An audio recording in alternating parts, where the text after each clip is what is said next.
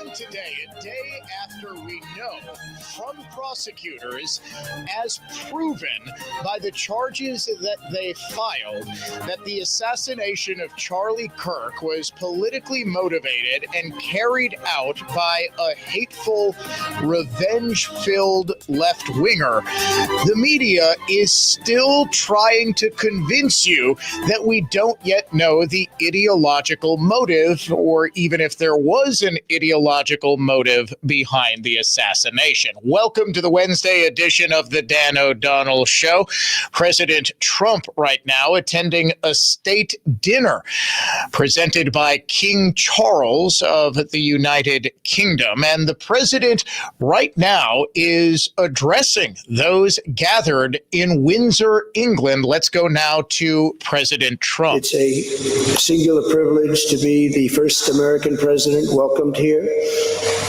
And if you think about it, it's a lot of presidents, and this was the second state visit, and that's the first, and maybe that's going to be the last time. I hope it is, actually.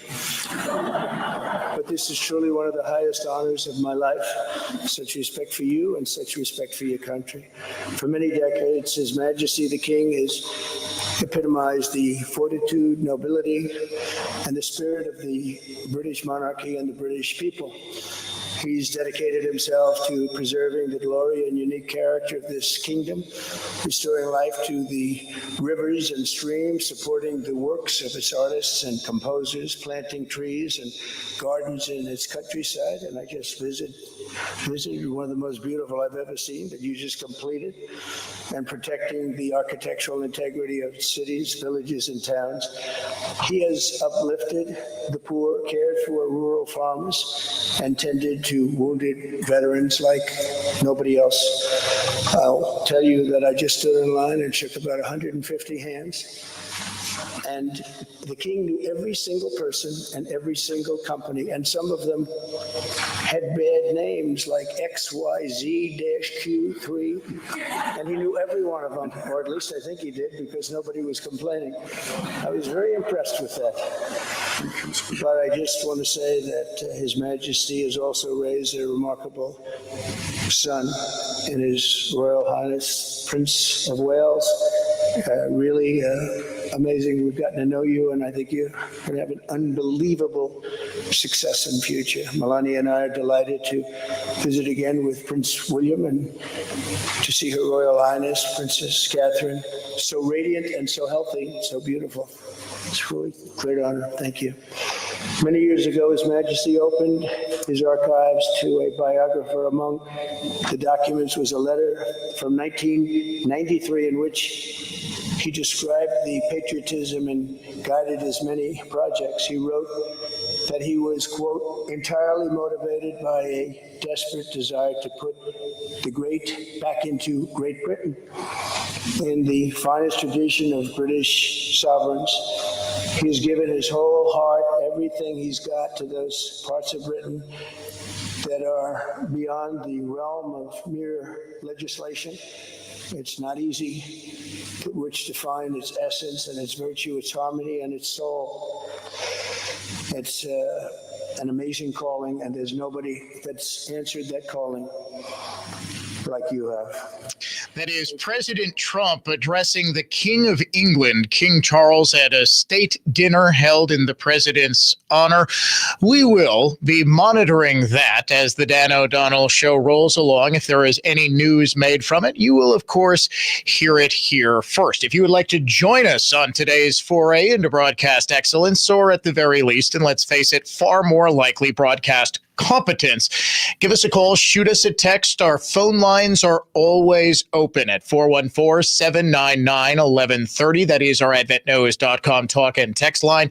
Email me, DOD@iHeartMedia.com. My inbox is also open, as are my Facebook messages, Facebook.com/Dan O'Donnell Show. At Dan O'Donnell Show, you can find me on X as well as on Instagram.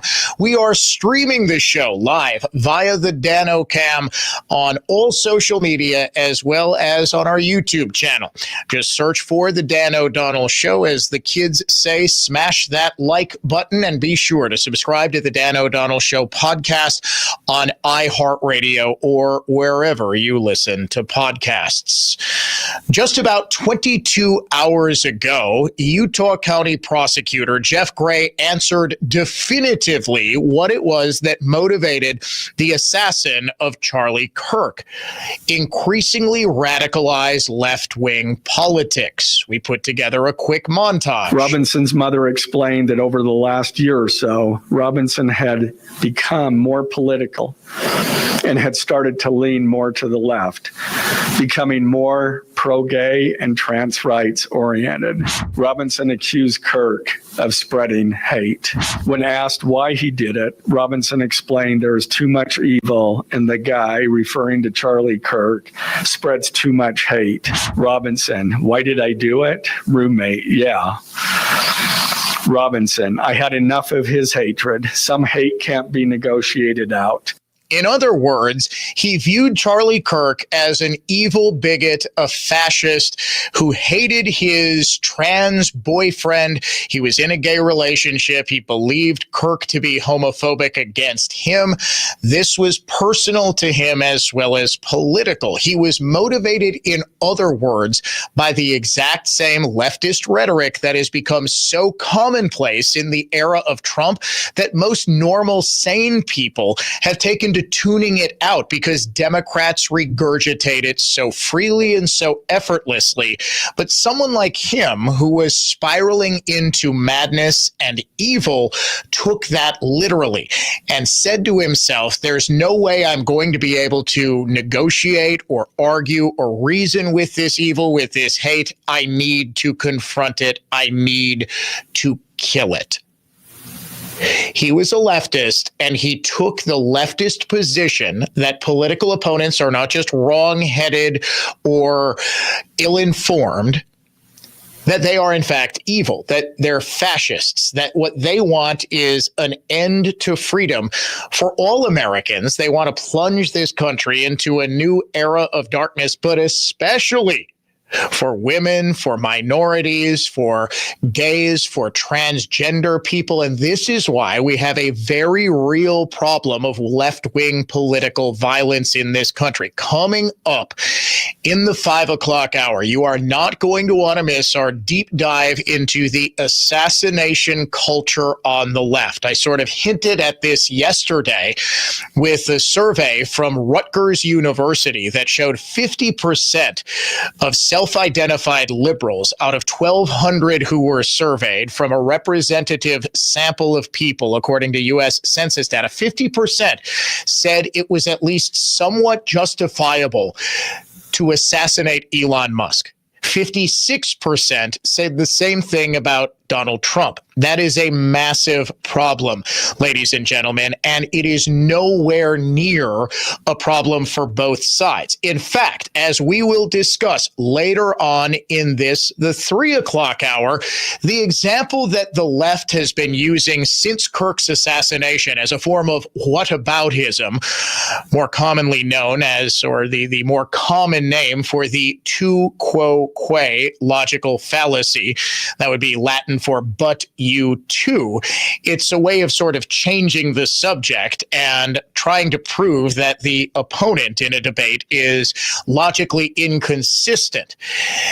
They have been pointing to the assassination of a state senator from Minnesota, as well as her husband, in what they are swearing up and down was an example of right-wing violence. It wasn't. And in fact, it was the very sort of schizophrenic, evil, non-political killing, at least a political killing that doesn't have a discernible right-left political ideology motivating it, that they are still saying the Charlie Kirk assassination was motivated by.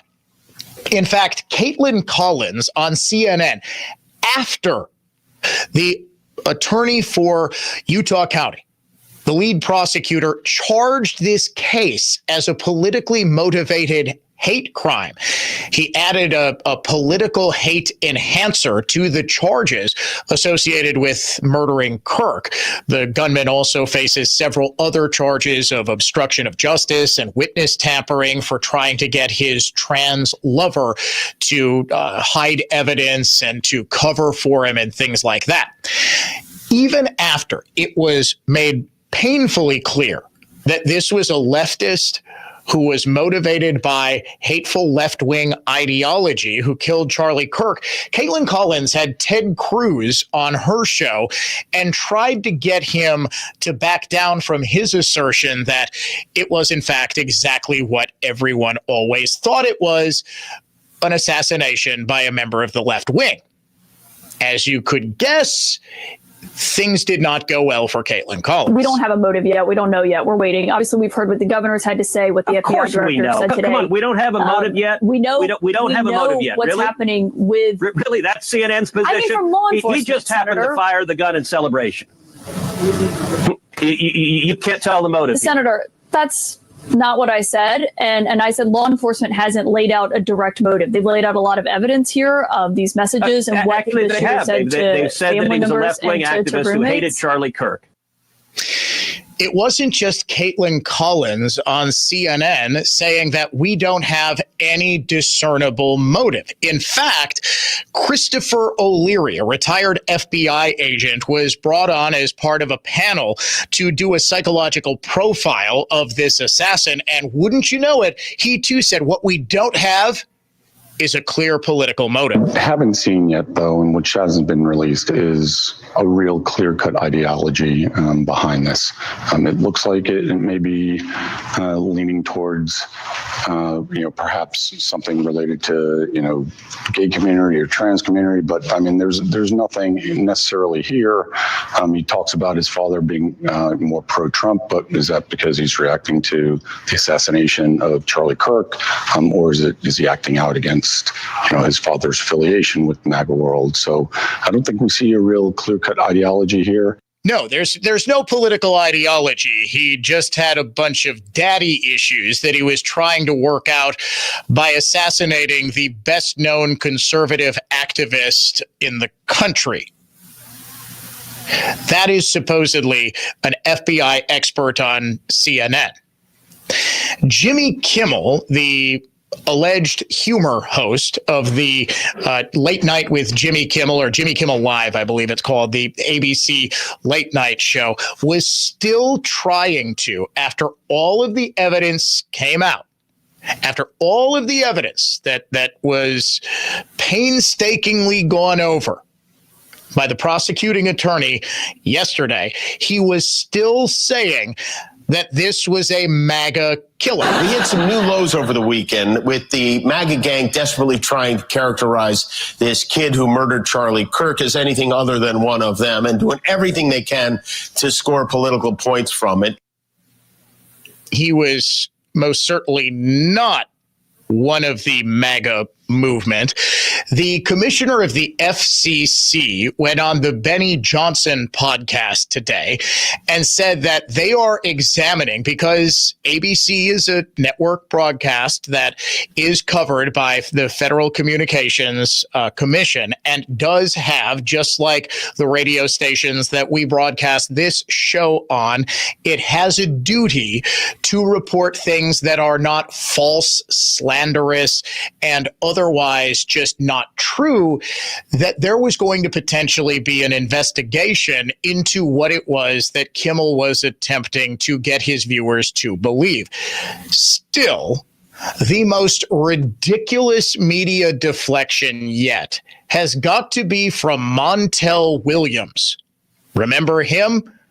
The talk show host from the 90s has reemerged as a rabid left-winger on social media, and that got him a spot on the CNN Tonight panel. Now, CNN Tonight is perhaps best known as the show where Scott Jennings just single-handedly pwns an entire group of liberals who sit in stunned silence because they truly have no ability to counter any of his arguments. Montel said this killer was not motivated by hate for Charlie Kirk, but rather love for his transgender boyfriend. Talk about a love-torn child, a kid. This is probably his first real relationship, and somebody was disparaging the person that he loved. He sat on that building for 30 minutes before he took the shot. Why did he wait until the first word trans came up? Then he took the shot. You think he heard it? He could hear it? I think he could hear it. I think he also, I don't believe he was motivated politically. I think this was motivated emotionally. Yes, this was an act of love. Now, I don't know, admittedly, what passes for romantic gestures in the transgender community. I would think a bouquet of roses would suffice. But instead, according to Montel Williams, the best way to show somebody you care is to assassinate somebody you both hate. Coming up in 3 minutes, a reporter forced to apologize for a love letter he wrote to the killer. You're great at protecting your data, but lots of places could still expose you to identity theft. If that happens, LifeLock gives you the U.S.-based restoration agent who will stick by your side from start to finish. Phone calls, filing documentation, preparing insurance claims. Your agent handles it all. In fact, they're so confident restoration is guaranteed or your money back. It's nice to have an expert like that on your side. Save up to 40% off your first year with promo code Beck at LifeLock.com. That's LifeLock.com. Terms apply. Progressive presents Employee of the Month. Small Business Edition. Today's recipient from Lucky Larry's Landscaping, Larry!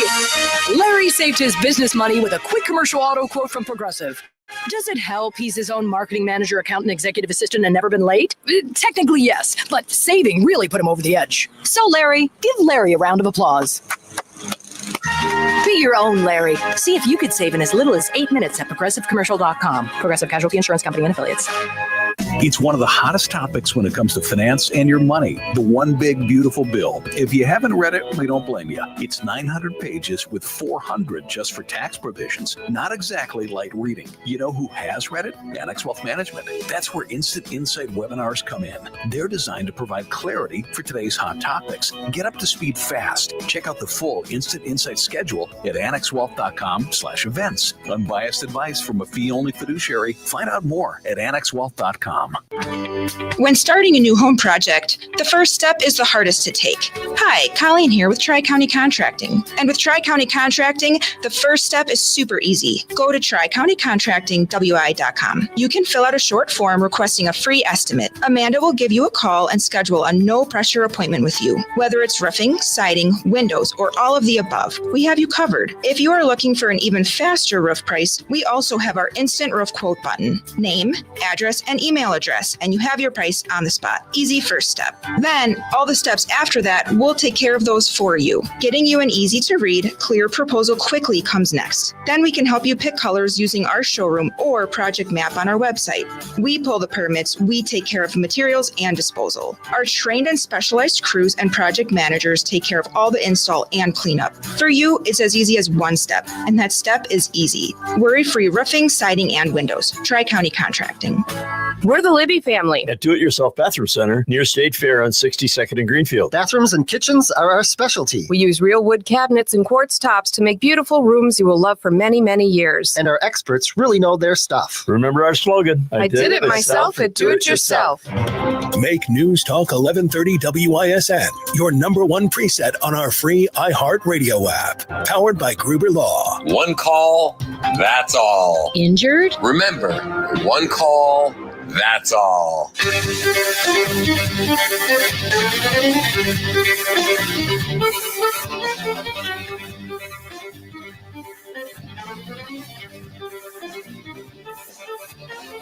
Classical conservatism, contemporary style. It is the Dan O'Donnell Show. Welcome back to it.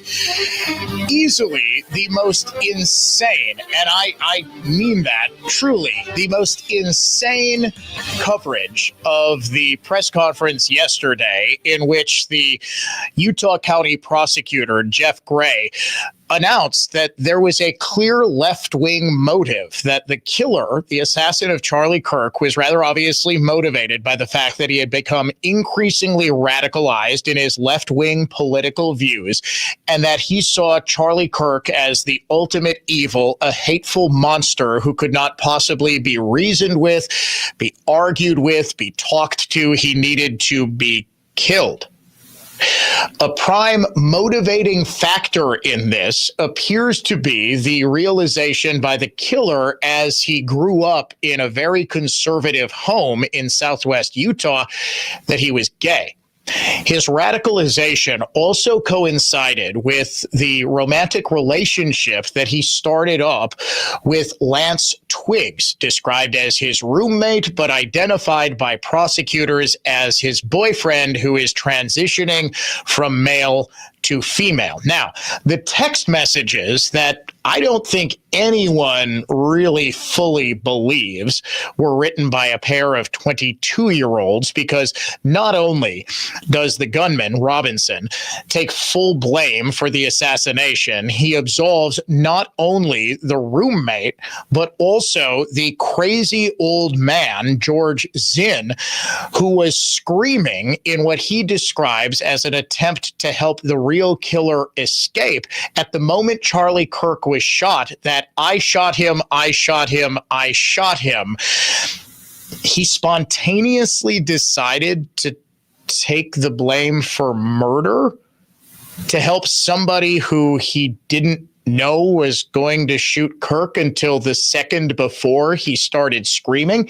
It seems all too weird, especially since a whole lot of transgender people were posting before the event that, quote, something was going to happen to Charlie Kirk on September 10th. Watch out, September 10th, something big is going to happen. They were posting on X, they were posting on Instagram, on TikTok, and all of whom appeared to have at least some sort of contact with this gay roommate / lover, the transgender Lance Twiggs. They all appear to have been members of a Discord group, which may have helped in the radicalization process for this killer. But in any event, easily the most insane media coverage had to come from ABC News, where Matt Gutman, the reporter on the scene, was gushing over the loving and tender messages that the assassin was sending to his transgender boyfriend. It was very touching in a way that I think many of us didn't expect. A very intimate portrait into this relationship between the suspect's roommate and the suspect himself, with him repeatedly calling his roommate, who was transitioning, calling him my love, and I want to protect you, my love. So it was this duality of someone who the attorney said not only jeopardized the life of Charlie Kirk and the crowd, but was doing it in front of children, which is one of the aggravating circumstances of this case. And on the other hand, he was, speaking so lovingly about his partner.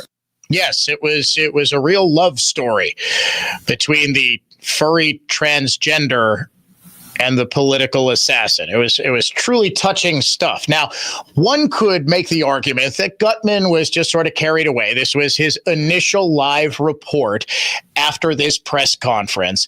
But 10 minutes later, he doubled down on the notion that the killer was just trying to protect his transgender boyfriend from the evil Charlie Kirk and any repercussions that might have come from him killing the evil Charlie Kirk, when they went to him for a second report from the scene of the press conference. I don't think I've ever experienced a press conference in which we've read text messages that are so fulsome, so robust, so apparently, allegedly self-incriminating, and yet on the other hand, so touching, right? With the suspect reaching out to his roommate, who is allegedly his boyfriend, who we understand, identified as male at birth, now identifies as female, and the terminology he used. He was trying to protect him. He kept calling him my love. My reason for doing this is to protect you, but also asking him to delete the messages and not speak to law enforcement. So there's this heartbreaking duality that we're seeing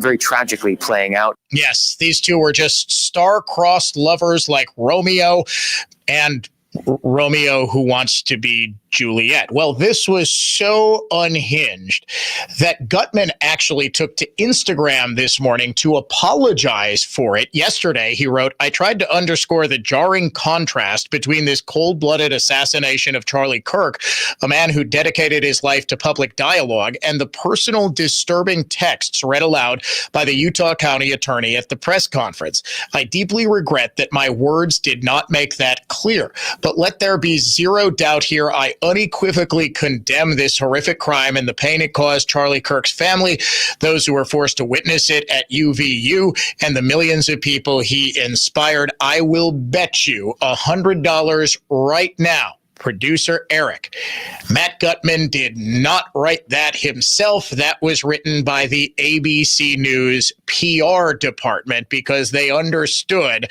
just how awful that looked, that this guy is waxing romantic to the point where people were wondering aloud whether he was getting sexually aroused by the idea of this guy frantically texting his transgender, possibly furry boyfriend while he's trying to reclaim the rifle that he threw after assassinating a conservative political figure. Now, one of the things that the left has done when it became clear, and it became clear almost immediately, I mean, it became clear when Charlie Kirk was assassinated that this, when people are asking, well, what was the motivation? What was the motivation? I'm fairly certain the motivation was killing Charlie Kirk, just as we still don't know the motivation behind the guy who in Butler, Pennsylvania tried to kill President Trump. The motive was killing President Trump. The political motivation is sort of self-evident there. But one of the things that the left has done, and they have done this so quickly and in such a widespread fashion, both online and in traditional media, that it appears to be their latest attempt at salvaging some semblance of their political movement after it was just destroyed by an assassin's bullet by one of their deranged psychopaths who subscribe to the far left ideology. What they've been trying to do is to both sides this by engaging in whataboutism, formerly known as the tu quo que logical fallacy, by asking conservatives why they only care about Charlie Kirk and not when a deranged conservative killed a Minnesota state legislator. What if I was to tell you there is no real evidence that Vance Belter, the assassin of the Minnesota State Representative Melissa Hortman and her husband, whom he killed back in July, there's no evidence whatsoever that he is a conservative, that he was motivated by opposition to the Democrats or support for President Trump and the Republicans. Stay tuned. That's coming up in 5 minutes. Keep in touch with Dan on Twitter at Dan O'Donnell Show. More of the show is next. For many of us, it feels like dark times. Politics are putrid. The culture is rancid. Proper values are nearly extinct. There's an overwhelming urge to block it all out, which is exactly the wrong thing to do. Instead, draw from a cauldron of faith, honor, and virtue, and find the courage to fight for what is right. The moment has never been more critical. Positive change starts with you, and we'll be right beside you. News Talk 1130 WISN. Dan O'Donnell here for Mander Collision and Glass, which really is your best decision after a collision. I've been trusting my vehicles with Mander for years, and I've referred dozens of family members and friends there. All of them say the exact same thing as Mander customer Adam, who left this 5-star review. Your car will be in great hands here. Brian and Crystal took amazing care of my BMW M4. I had dents and scratches from a tree branch falling on my car, and they made sure that the car was taken care of. Everyone at Mander was professional and timely. I hope I don't need their services anytime soon, but if I do, I'll be back. Mander has locations across the greater Milwaukee and Waukesha area, so getting to one is easy and convenient. And starting your repair is just as easy and even more convenient. All you need to do is head online to mandercollision.com. I'm Total Health's Jay Johnson, the Falls and New Berlin. Seed oils, the #1 source of calories in American diets, developed as engine fuel and industrial lubricants, only ended up in the food supply for profit. Seed oils cause arthritis, heart disease, metabolic syndrome, stroke, type 2 diabetes, obesity, cardiovascular disease, high blood pressure, and chronic illness. Medical doctors prescribe dozens of pharmaceuticals for life to treat symptoms of those diseases. Why don't they tell you to stop consuming poison? I'll tell you why. You sick is profitable. At Total Health, we teach eliminating seed oils from your diet improves true health and how you feel. Total Health finds the root cause of your fatigue, weight gain, brain fog, sleeplessness, then works with you, the whole you, eliminating symptoms and the chronic disease causing those symptoms. It's not theory. Relativity equals expertise plus execution is true. Total Health's holistic practitioners utilize proven science to help you feel and truly be the most helpful and well you. TotalHealthInc.com. That's TotalHealthInc.com. Restoring your home or business to its natural beauty is our only business. We are Wisconsin's most trusted carpet cleaner for over 75 years. Edelman Carpet, Furniture, and Drapery Cleaning. It's Edelman again. Edelman. I'm Ryan Harrison, owner of Ryan Waterproofing. Does it seem like storms travel hundreds of miles out of their way against prevailing winds to keep your basement damp, wet, moldy, even flooded? It isn't going to resolve itself. Freezing and thawing over time expands damage to walls, foundations, and even your family's health. That's not purified water seeping or running through your basement walls. It's filth carrying every sort of bacteria, fungus, and mold. Only Ryan Waterproofing has an estimator project coordinator you'll love. Ashley's expert, honest, and will make you comfortable with the solutions proposed, and she'll be with you every step of the project. Doesn't matter how bad the cracks or sag in your basement walls are. Ryan has affordable sealant and water abatement solutions for most basements with convenient financing options, including 18 months, no interest financing. You actually might enjoy walking in the rain when it's not in your basement. Contact Ryan today, because praying for drought is overrated. Ryan Waterproofing. CallRyan.com. That's call RION.com. CallRyan.com. You've probably been hearing a lot of buzz about tariffs. I haven't. Really? What's a tariff? It's a tax on imported goods. It makes these imported goods more expensive. Oh, that explains why I've never heard of tariffs. Why? Because 92.3% of the furniture at Penny Mustard is made in the USA. True. In fact, most of it is built by local craftsmen and women right here in the Midwest. And locally sourced furniture will never have a tariff on it. So when you invest in new furniture at Penny Mustard, you won't be paying extra taxes and shipping costs. Besides, tariffs or no tariffs, our American-made Penny Mustard strong furniture will last generations longer than IFE-made furniture shipped in from overseas. You get so much more for your money when you buy American. Tell me more about these tariffs. Can we talk about this later? I'm so tired of hearing about them. Oh, so I guess you can say that all this talk about tariffs is taxing. I see what you did there. PennyMustard.com. Penny Mustard Furnishing. You've held on to that old jewelry for years. Maybe it was a class ring, a broken chain, or a silver flatware from your parents' home. It meant something once, and it still does. But now it could mean something new. A chance to turn those tucked away treasures into real value at Robert Hack Diamonds. With gold at an all-time high, there's never been a better time to bring in your unwanted gold, silver, or diamonds. At Robert Hack Diamonds, you'll sit down one-on-one in a relaxed, respectful setting. They'll walk you through your items carefully, from coins and jewelry to sterling tea sets and even dental gold, and make you a fair, honest cash offer. No pressure, just real people who understand that sometimes it's more than metal, it's memories. If in doubt, bring it in. You might be surprised at what it's worth. 64 plus year tradition of treating every single client with dignity, fairness, and professionalism. It's not just about gold, it's about trust. Robert Hack Diamonds, 146th and Greenfield Avenue in Brookfield and 76th and Layton in Greenfield. Injured? Call Gruber Law. One call, that's all. Show summaries, podcasts, political tidbits, and the hottest photo galleries in radio. All available to you whenever you demand them at newstalk1130.com.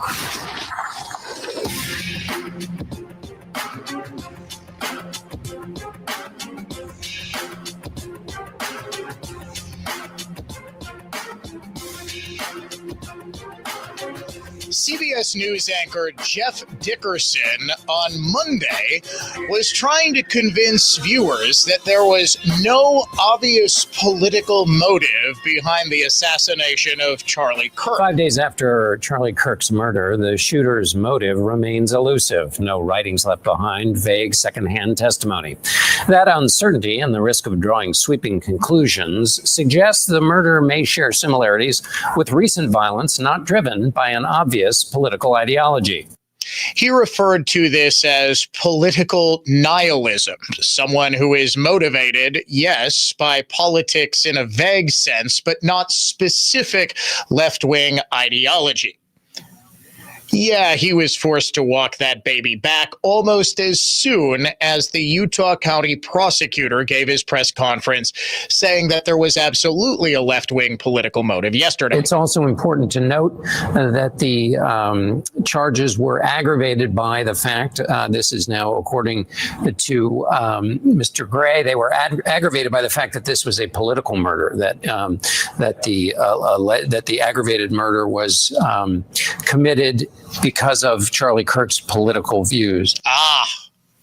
That still wasn't good enough for Becca Balint. She is a congresswoman from Vermont who said in a hearing with FBI Director Kash Patel today that there's no clear ideology that underpinned the motivations for killing Charlie Kirk. What shouldn't be happening, however, is this administration's seeming attempt to exploit Mr. Kirk's death within minutes of this horrible, horrible assassination, dividing us even further without knowing enough about the killer's complicated, confused political ideology and the extent of his motivation.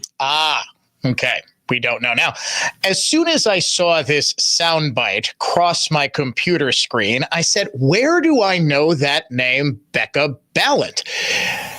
I have a feeling that recently we were making fun of Becca Balint for saying something so hilariously stupid that I replayed her saying it like 3 straight shows. Sure enough, here she was from a town hall meeting back in June saying that if we didn't have illegal aliens in this country, we wouldn't have anyone to clean our rear ends. If we don't have avenues for people to come here legally to work or to build a home here, I'm going to be really crude right now. We're not going to have anybody around to wipe our asses because we don't have enough people. I don't know how many people Congresswoman Balint needs to get her feeling charm and fresh, but I think it is an entire team, and I hope for her sake that Vermont continues to supply her with an adequate supply of illegal aliens and wet wipes to take care of her business for her. But these are Democrats who are still saying, in spite of the available evidence, that there's no clear political motivation, that this gunman wasn't motivated by exactly what he said he was motivated by. And that's the fact that Charlie Kirk preaches hate. That's because Charlie Kirk is so evil and so hateful that he just can't be talked to. He can't be negotiated with. He must be killed. The motivation is clear. Now, what is simultaneously sprung up on the left is an effort to falsely claim that the assassination culture that appears to be on the rise in this country and that we'll dive into in the 5 o'clock hour is a both sides problem. And you've probably heard the name, if you spent any time online, Melissa Hortman. She and her husband were killed in an attack in July by a deranged schizophrenic who also targeted a fellow Democrat state senator who survived. When the gunman's car was found, it contained a hit list of about 50 people, many of them Democrats, and many of them who were pro-life. They were pro-abortion people, I should say. They were pro-choice people. Those weren't the only people on his hit list, folks. He had, in the past, according to friends, supported President Trump. He had gotten very religious and, in fact, did missionary work in the Congo. But what if I told you, in addition to the manifesto, that authorities also found a letter addressed to the FBI in which the gunman, Vance Belter, wrote that he had been secretly trained by the U.S. military and had participated in several overseas paramilitary missions, quote, all in the line of what I thought I was doing right and was in the best interest in the United States. Later on in that letter, he claimed he had been approached by Governor Tim Walz, a Democrat, who ordered him to kill the state's two U.S. senators, Democrats Tina Smith and Amy Klobuchar, because, quote, Tim wants to be senator. This is, of course, nonsense. Tim Walz had nothing to do with this. In fact, coincidentally, today he just announced that he's running for re-election as governor. He was claiming, Belter was, that he was taking out, quote, anyone who stood in Tim Walz's way. Does that sound like someone who was motivated to kill a state senator because he was a rabid right-winger? It most certainly does not. In fact, this is part and parcel of Belter's personality. According to many people who knew him, he would make wild, grandiose, and completely detached from reality claims about his life. He was a security contractor. He did extensive overseas military work. He worked in the food services industry. He also granted an interview to the New York Post in which he said that his entire manifesto was not leaked to the media, that they did not have the complete manifesto, and that he was not motivated by Donald Trump. He was not motivated by right-wing politics. Of course, these are largely the ravings of a madman, but he was and is clearly a madman. Tyler Robinson concocted what appears to be a rather elaborate plot to try to get away with murder, texting his lover that if he was able to get away with the rifle, he said he regretted dropping the rifle because if he was able to get away with the rifle, he would leave no trace. And he was fully planning to live with the secret that he was the one who assassinated Charlie Kirk until the two of them would grow old and die together. In his text messages, it certainly appears that he is intentionally trying to absolve of any blame whatsoever his gay lover. This shows someone who clearly plotted out this assassination. This was not someone who was just gone mentally and did not have any clear, discernible political philosophy as Vance Belter did. The man said, I was motivated. Tim Walz came up to me and said, you got to kill everybody who stands in my way.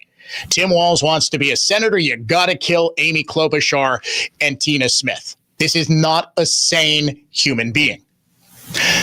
Tyler Robinson, Charlie Kirk's assassin, was asked point blank by the lover, how long have you been planning this? He said, a week. The texts reveal him to be lucid, reveal him to be very conscientious in how he was planning this attack and his escape.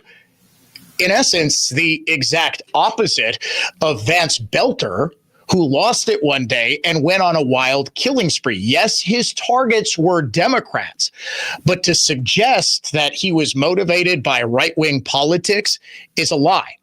And there's also another big difference between the assassination of Melissa Hortman and the assassination of Charlie Kirk, and that's the fact that there wasn't a single Republican anywhere who celebrated Melissa Hortman's death, and thousands of left-wingers aren't just getting caught celebrating Charlie Kirk's death. They're so ghoulish and they're so awful that they're actually being fired for what it was that they posted. You're listening to the Dan O'Donnell Show. From the Lynch Buick GMC of West Bend Total Traffic Center. Northbound on 894 at Greenfield, you got a crash off to the right shoulder. 94 eastbound, a stalled vehicle partially blocking the exit ramp to Highway 100. Westbound 94 stopping and going from the Marquette to Mitchell Boulevard.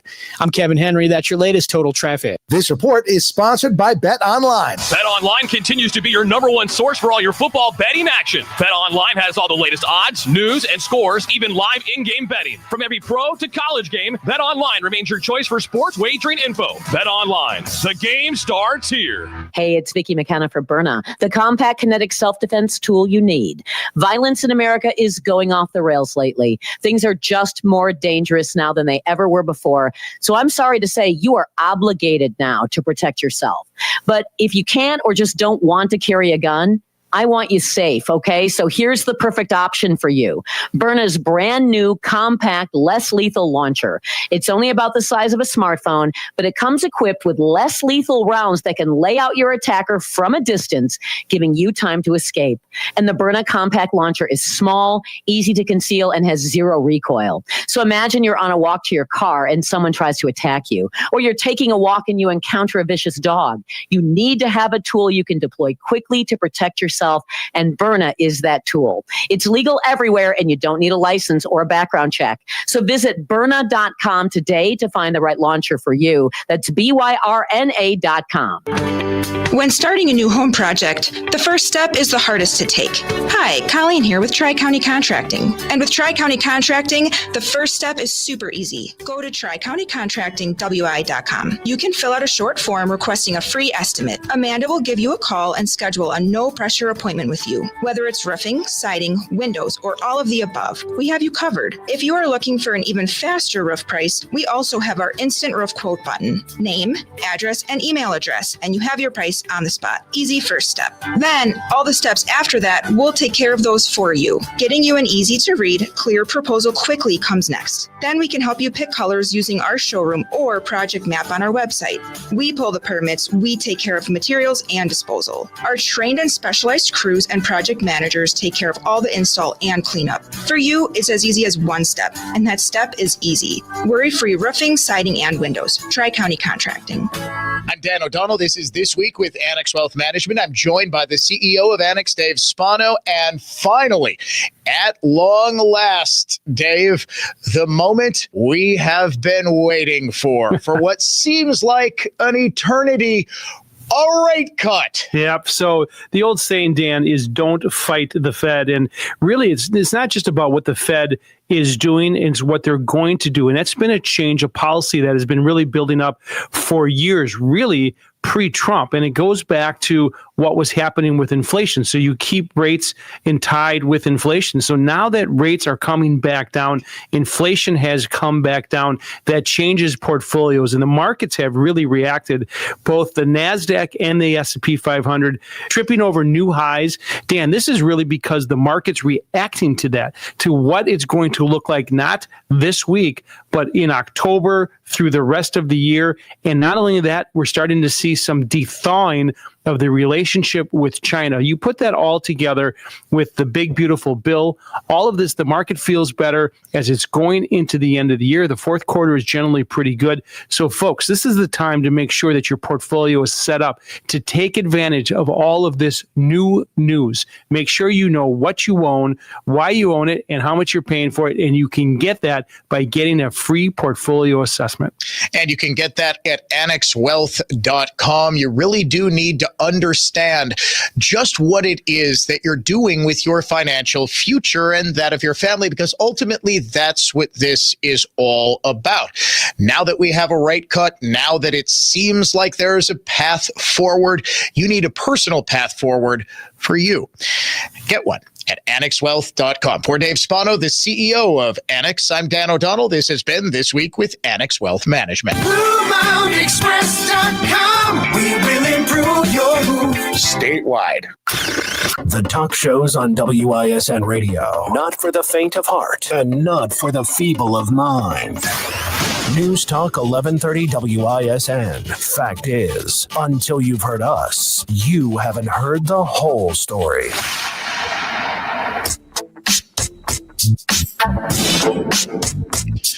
A tour de force of truth it is, the Dan O'Donnell Show, coming up in about 10 minutes, right at the top of the 4 o'clock hour. I have exclusive details about an horrific tragedy in Milwaukee.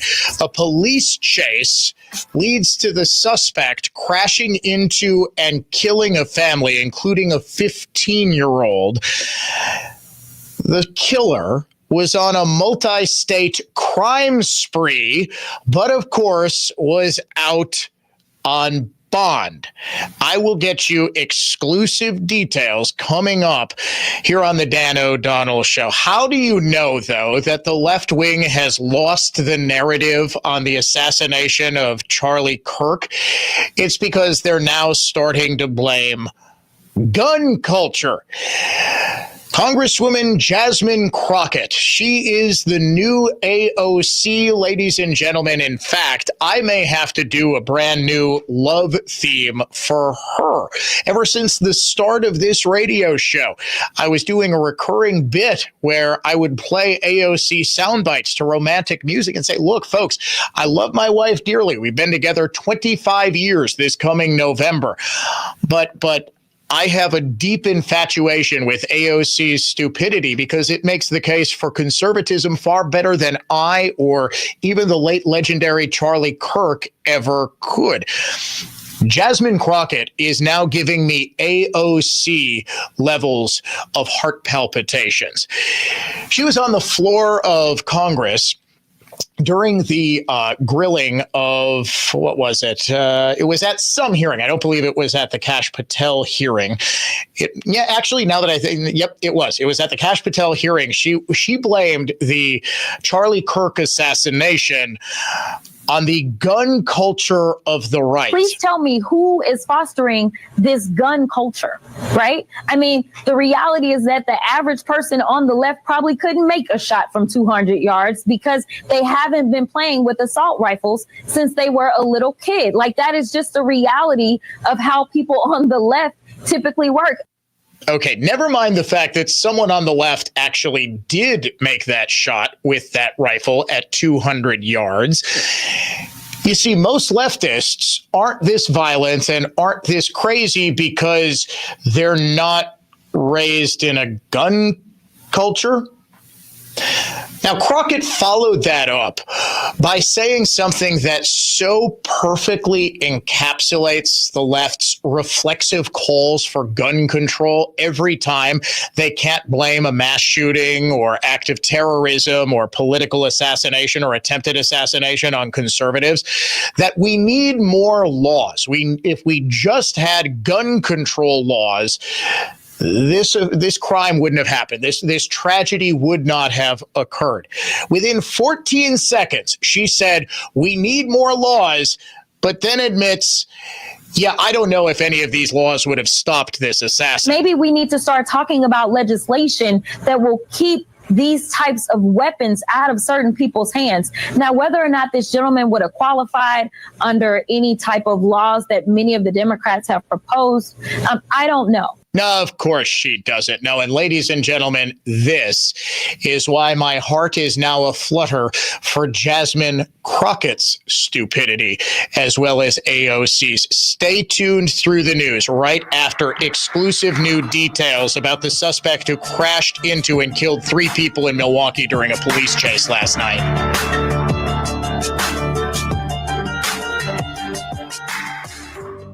programs on News Talk 1130 WISN are broadcast through the Annex Wealth Management Studios. Annex Wealth Management. Know the difference. Listen to Benjamin Yount, weekday mornings 9 to 11 on News Talk 1130 WISN Milwaukee. And make WISN the #1 preset on your car radio and on the new iHeart app.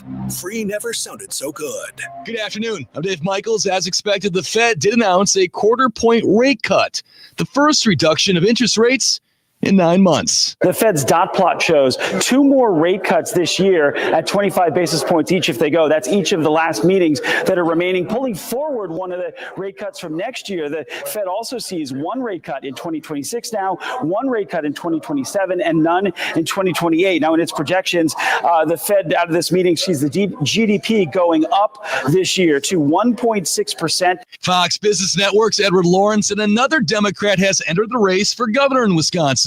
Madison State Representative Francesca Hong announced her candidacy Wednesday morning.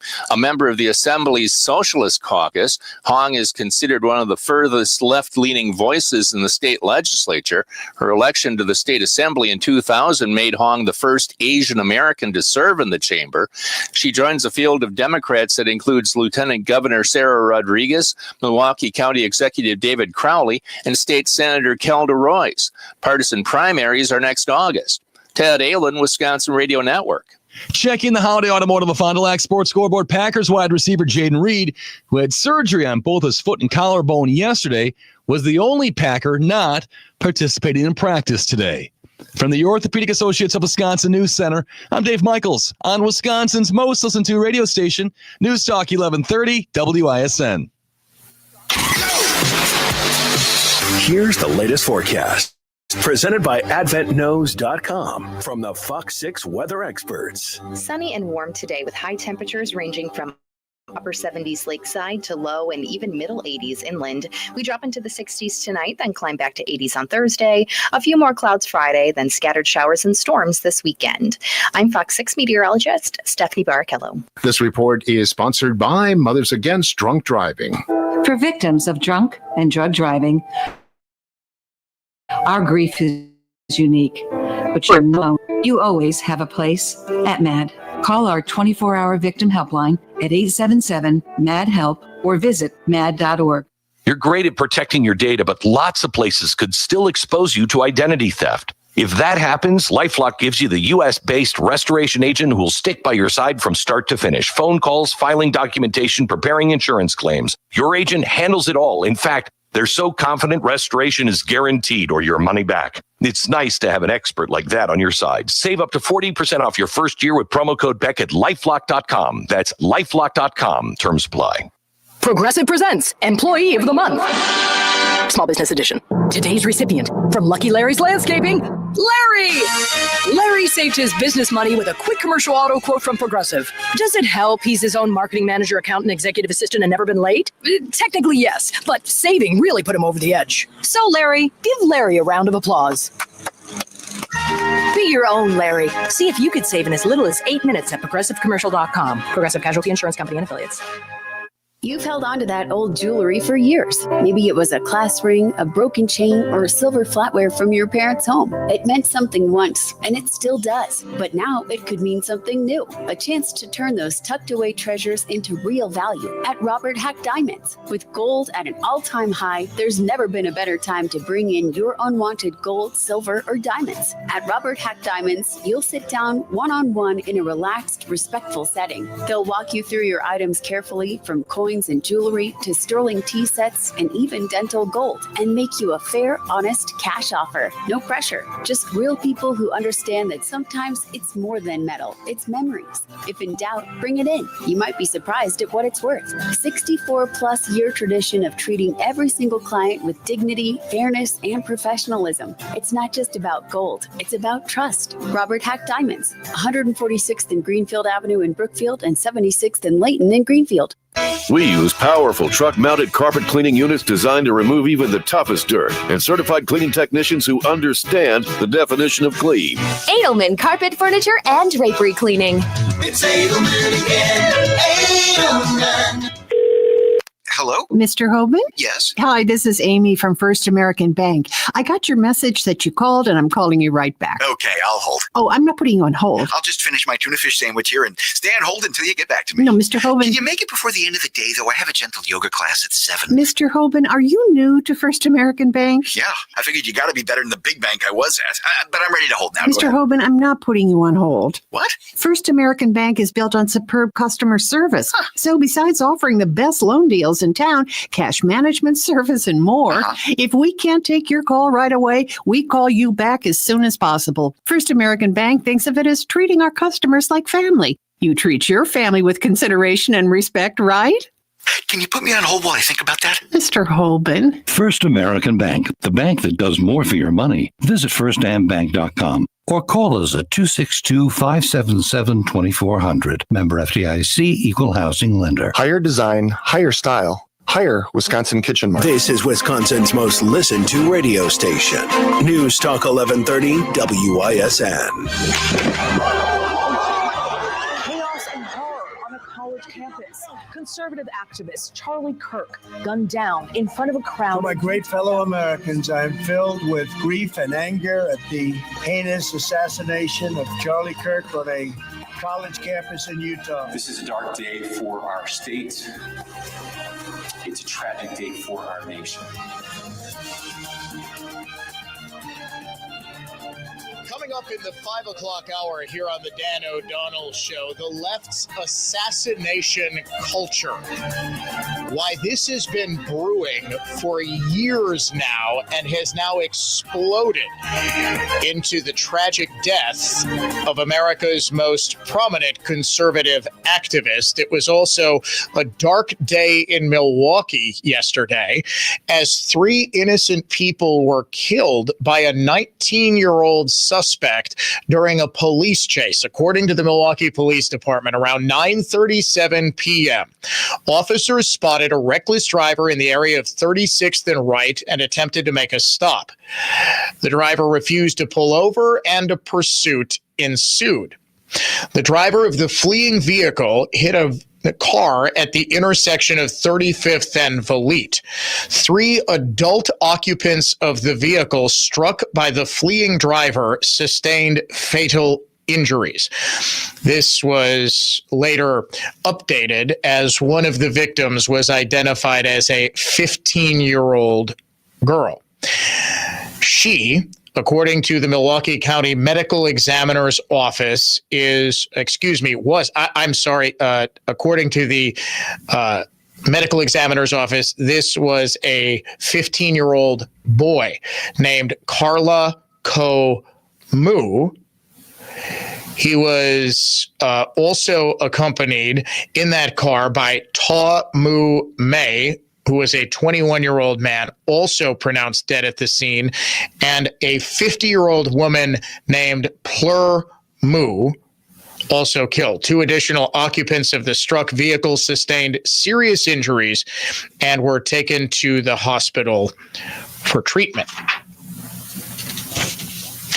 This morning, both MPS Superintendent Brenda Casilius and Milwaukee's Mayor Cavalier Johnson addressed the media. Johnson, as per usual, blamed everybody except the lenient court system for this tragedy. Some of the stuff is just senseless. It's just absolutely senseless. There's no cause for some of these things. And too often, as I pointed out, people's individual poor decisions end up with lives being lost. It happens far too often. And we need people to make better choices. And we need the adults in the lives of young people to do their job.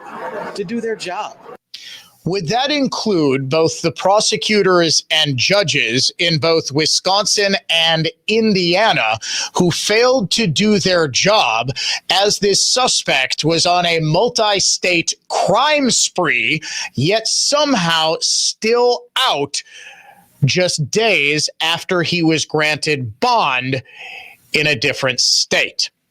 I can report exclusively that the 19-year-old suspect who is now in police custody is Trevon L. Lawson. He is 19 years old. He was born in 2005. His criminal career started in Indiana, where, incidentally, his most recent address in Wisconsin Circuit Court online records put him.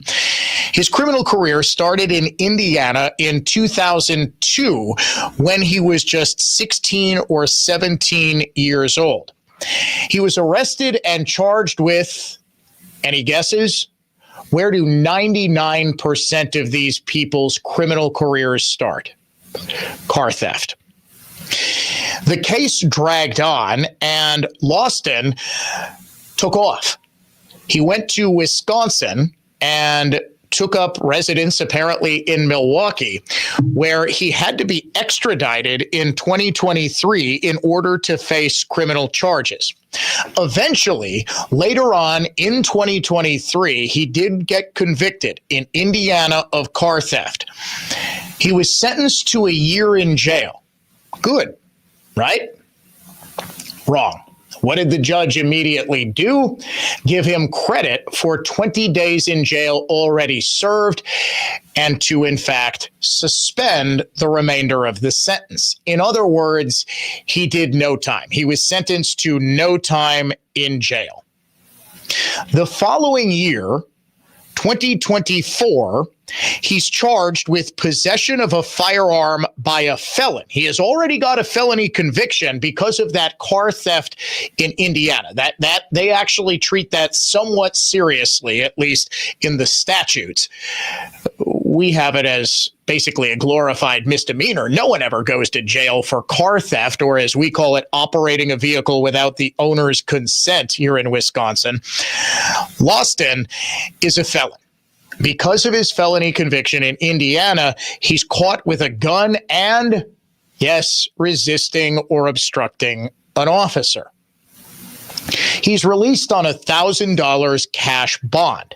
He keeps going to hearings, and on March 19th, he reaches a plea deal with prosecutors, and a date for his plea hearing and sentencing is set for April 14th. On April 14th, however, both parties, the prosecution and the defense, are informed that the judge is unavailable for the plea and the sentencing, which is rescheduled for May 28th. It is then rescheduled again for September 3rd. There were apparently scheduling conflicts all over the place, not particularly out of the ordinary. So he's going to have his plea deal and his sentencing on September 3rd. He doesn't show up on September 3rd. Do you know why? Because he was in custody in Indiana for another unlawful carrying of a handgun by a felon. In spite of this, in spite of the fact that he has residences, or at least he has places where he can stay in 2 different states, and within the past 3 years, he's been committing crimes in 2 different states and is rather obviously a flight risk, the judge, Jorge Fragoso, rescinds a bench warrant that he had issued when he didn't know that the suspect was in jail in Indiana. And he reinstates the $1,000 bond. Meanwhile, as this case is pending in Wisconsin, as the suspect knows he's got a sentencing date and a plea hearing on September 3rd, he gets arrested and charged on August 26th back in Indiana with unlawful carrying of a handgun with a prior felony conviction within the last 15 years. This is the Indiana equivalent to Wisconsin's felon in possession of a firearm. He is also charged with resisting law enforcement through the use of a motor vehicle, meaning he tried to run away. And he's also hit with possession of marijuana, which apparently in Indiana, they still charge you with, unlike here in Wisconsin. He is out on surety bond, meaning, so we don't have bail bonds in Wisconsin. We don't have the ability for a third party to be able to put up bond and then you owe the money to the bail bondsman. We don't have bail bonds in Wisconsin. So they do have them in Indiana. So a bail bondsman covers the surety bond and Trevon Loston is free. He actually shows up for a hearing on this case in Indiana on September 10th. That's last Wednesday. It's a week ago.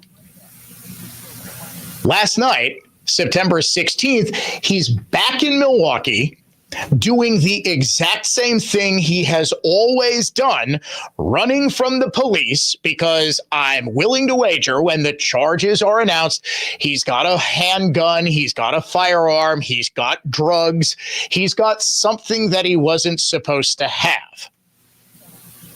In both Wisconsin and in Indiana, where both courts should reasonably know, hey, this guy is absolutely a flight risk. Hey, this guy absolutely should not be out on the streets.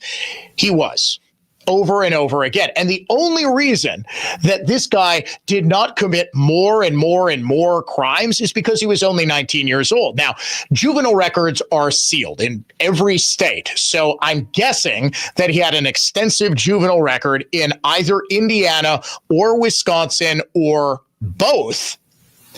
And in spite of this, he is still allowed to roam the streets where he takes off from police and crashes into an innocent family where he injures 2 people and kills 3. And we have a mayor of Milwaukee who is saying, well, you know, it's on all of you people. You need to do your jobs. Now, on some level, I actually do agree with Mayor Chevy. It is incumbent on every parent of every little scumbag like Trevon L. Loston to try to rein them in. But the reality is there is so much dysfunction in Milwaukee's inner city, in most inner cities. I'm taking a wild guess wherever this guy grew up. Was it Muncie, Indiana? Wherever he grew up in Indiana. I can't quite piece together because, again, I don't have access to juvenile records where he primarily grew up, where his primary residence actually was. I'm led to believe it was Indiana, but he's here often enough committing crimes. He's just let off with a slap on the wrist. We pretend that car theft, that possession of a firearm by a felon, resisting or obstructing an officer, that these aren't serious crimes that should require this guy to be in jail. If he was remanded to custody, or if he was forced to pay maybe a higher amount than $1,000, which always raises the question, how do these folks get this money when they're constantly pleading indigency, meaning they can't afford an attorney, so they need to get a public defender? How are they able to come up with $1,000, $5,000, $7,000, whatever it is? When you are resisting or obstructing an officer, that charge or bail jumping should automatically mean higher bail or no bail, or at least some conditions that make it very likely that you're not going to be out committing new crimes. A couple of years ago, voters in Wisconsin amended the state's constitution to make it easier to impose higher bails for this exact reason, because our streets are so dangerous, because there are so many Trevon Lostons running around, driving around, waving around guns, driving recklessly, running from the police, and endangering innocent people like a poor family that lost their lives last night, because we have a city culture, we have a law enforcement and criminal justice culture, and we have a broader culture that are perfectly fine with this. It happens over and over and over again. An 11-year-old kid got shot in Milwaukee last night, 11 years old. How many kids need to die before we accept the fact that there are people who are in our community who are committing crimes over and over again, who have no right and no business being there? I'm willing to wager when we figure out who the suspect is in the shooting of the 11-year-old, that we're also going to find someone with a ton of priors. More likely than not, he was out on bail, and yet we get the same pap from the mayor. We get the same pap from the county executive who's now running for governor. We get the same pap from everybody about how we all need to chip in and do our part and ensure that this sort of thing never happens again, when the people who actually can ensure that it never happens again are the ones who are abdicating any and all responsibility. Hey, speaking of that governor's race, one of the truly craziest Democrats in the state announced that she is running, and she's running with largely the same message that everyone she disagrees with is a fascist that motivated Charlie Kirk's assassin. We will get into that story coming up in just 3 minutes when the Dan O'Donnell Show returns.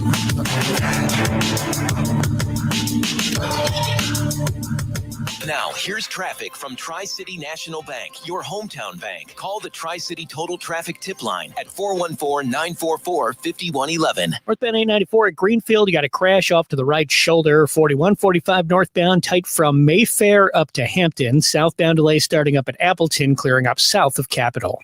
I'm Kevin Henry. That's your latest total traffic. This report is sponsored by the Lynch Automotive family of dealerships. Drive into the end zone at the Lynch family of dealerships and score 0% financing or $12,000 off select new vehicles in Burlington, Kenosha, Mugwanago, and West Bend. Visit shoplynch.com and score today. Bob from Redefined Realty here. I'd written my own ads for 20 years. Creative genius. Here. Same.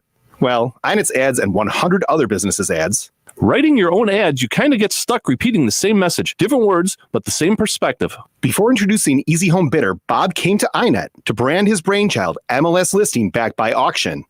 It's brilliant. MLS guarantees the home is found. Auction guarantees the highest sale price. Period. Inet branded it, wrote our story, knocked our marketing out of the park. When you think of selling your home, you know MLS and auction together is the right choice. Redefined also benefits from unparalleled radio buying power, industry influence, and extracurricular enhancement of being part of the Inet community. More than 1,000 businesses working together for each other's successes. Websites, branding, design, video, and radio. Inet is improving the economy one business at a time. InetDishWeb.com. CreativeGeniusMarketing.com. Buyers, sellers, real estate for winners. RedefinedRealty.com. It's one of the hottest topics when it comes to finance and your money. The One Big Beautiful Bill. If you haven't read it, we don't blame you. It's 900 pages with 400 just for tax provisions. Not exactly light reading. You know who has read it? Annex Wealth Management. That's where Instant Insight webinars come in. They're designed to provide clarity for today's hot topics. Get up to speed fast. Check out the full Instant Insight schedule at annexwealth.com/events. Unbiased advice from a fee-only fiduciary. Find out more at annexwealth.com. For superior carpet cleaning, hire a company with over 75 years of experience that will get the job done right the first time. Always clean, always on time. Edelman. Edelman Carpet Furniture and Drapery Cleaning. It's Edelman again. Edelman.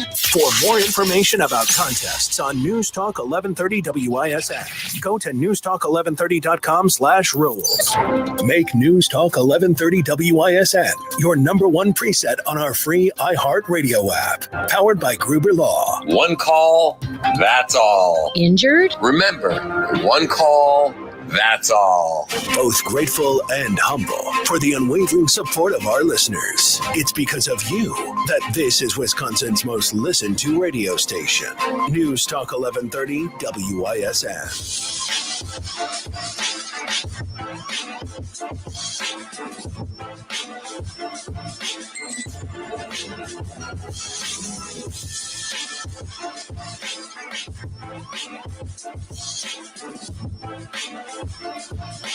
I'm sorry, ladies and gentlemen. I said that when we find out who it was who shot and killed that 11-year-old boy in Milwaukee yesterday, it would be some thug with a long rap sheet. It was a 13-year-old boy.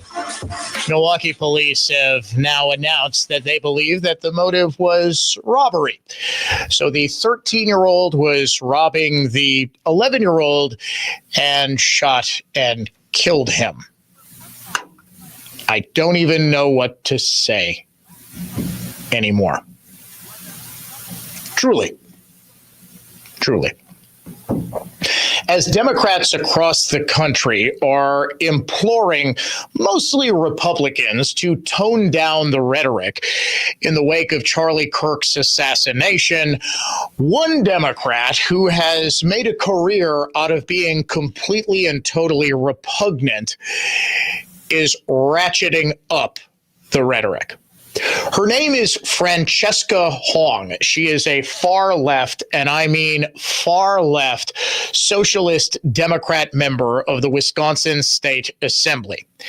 Yesterday, she announced that she's running for governor. She did so in a text message to supporters in which she used the exact same "all my opponents are fascists and evil" rhetoric that rather obviously motivated the killer of Charlie Kirk. She is also very foul-mouthed. This is a thing that Democrat focus groups are telling Democrat politicians to do. You need to swear more so that your insane constituent base knows that you care about standing up to the fascist Trump. That is seriously a thing. Over the summer, there was some leaked talking points or leaked strategy memos for the Democrats. And one of the things they said is, no, we need to swear more. We need to tell people that we care by using the F word. This is the text in relevant part. It's an automated text from Francesca Hong. She is announcing her run and seeking donations. My name is Francesca Hong, and I bleeping love Wisconsin. That's why today I'm so proud to launch my campaign to be Wisconsin's next governor. Here's everything you need to know. First and foremost, I give a bleep. That would be the S word, not the F word. I care about Wisconsin as a community of people and families who are all working hard to make ends meet. 2, I believe the fascist regime in power is using ICE to erode our trust in our neighbors, so it's more important than ever to protect and uplift each other. The rest of it was standard, I care about the working people, socialist drivel. I believe the fascist regime in power is using ICE to erode our trust in our neighbors. Read the room, Francesca. Everybody else is saying, hey, maybe, just maybe, you shouldn't call your opponents fascists.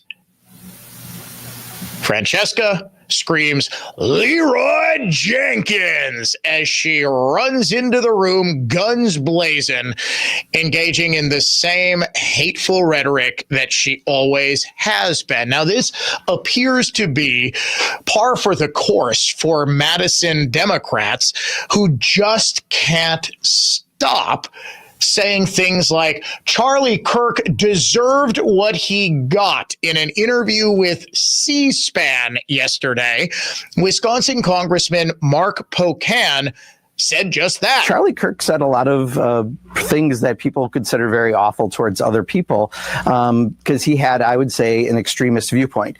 But among that group of extremists, he was extremely popular. And right now you're seeing a bit of a rewriting of history. But if they really put down some of the things he said about different groups of people, you may not have the same perspective of that people are trying to put out there right now.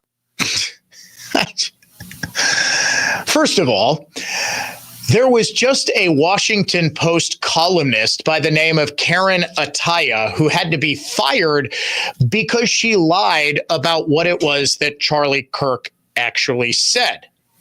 She posted a quote that she attributed to Kirk, saying that black women only got where they are because they took a more competent white man's spot and they lack the intellectual capacity to compete fairly with white men. That sounds pretty terrible, right? That's like objectively, terribly, horribly racist. Why was Karen Attiah fired for posting an accurate quote about Charlie Kirk that proves beyond any reasonable doubt that Charlie Kirk was a racist, because he never actually said that. He was talking about specific black women, I believe Joy Reid in particular, who did say herself back in 2023 that she only got into Harvard because of DEI. Attiah left that part out in an effort to paint Charlie Kirk as being racist, as being bigoted, as being hateful. In other words, of being the exact thing that his assassin believed him to be, and believed that he had to kill him because he was saying those things. Now, in that same interview, as we first reported yesterday, Pocan didn't stop at saying, well, Charlie Kirk had it coming, because even amongst the extremists on the right, he was extremely extreme. He actually said that this would be Republicans' Reichstag fire moment, and that they would use this to erode civil rights and crack down on liberal dissent. Do you think we throw around Nazi too often? Probably, but also I think it's really important people know their history, because if you know the history of what happened, you'll know there were certain events that sparked overreactions. And what we don't want to happen is that ever to happen again. And right now you could see an overreaction to an incident like this that could not be good for the country.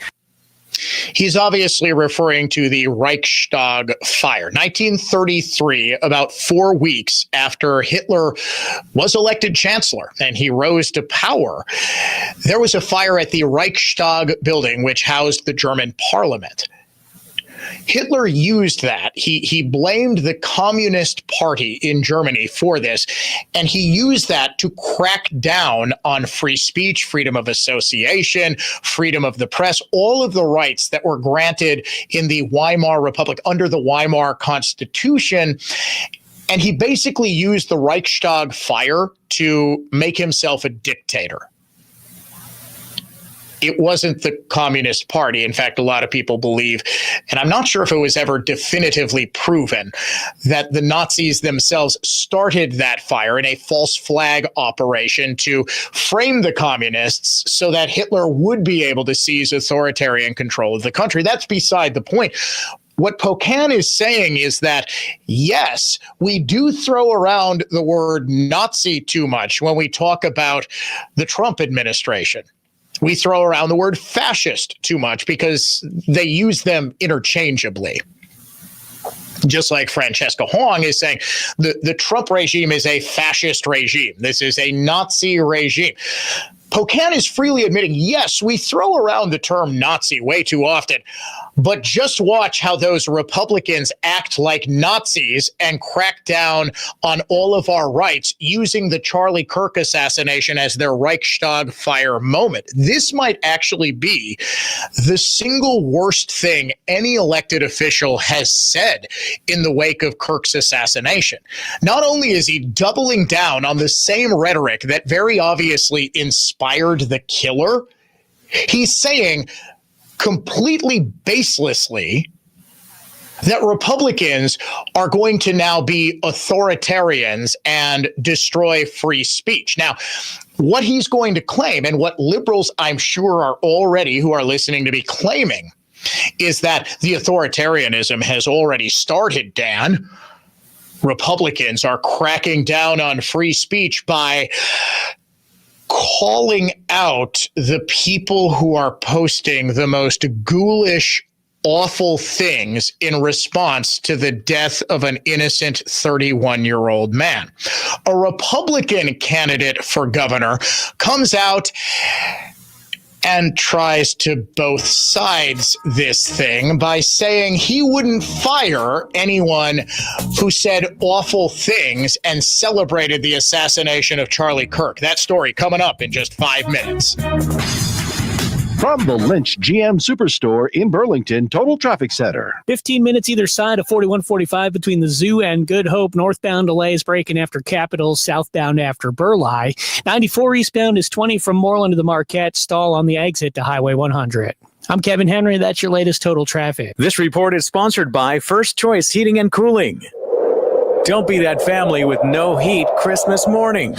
First Choice preseason tune-up includes full safety check and combustion analysis. $89 off in September. Call First Choice Heating and Cooling today. With gold at an all-time high, now is a smart time to turn your unwanted gold, silver, or diamonds into cash. And no one makes it easier than Robert Hack Diamonds. Those old-class rings, broken chains, dental gold, even coins, silver flatware, and tea sets could be worth more than you think. Robert Hack Diamonds will sit down with you, walk through each item, and make you a fair, no-pressure cash offer. Whether you're cleaning out a jewelry box or settling an estate, if in doubt, bring it in. They need your gold to create custom pieces for their customers. So this is a win-win. Trusted by generations and backed by expert appraisers, Robert Hack Diamonds ensures you get top dollar. Stop by Robert Hack Diamonds and see what your forgotten items are really worth. They have a 64-plus year tradition of treating every single client with dignity, fairness, and professionalism. Gold is at an all-time high. The process is simple. The time to cash in is now. Robert Hack Diamonds, 146th and Greenfield Avenue in Brookfield and 76th and Layton in Greenfield. It's 5 words no one wants to hear. You need a new roof.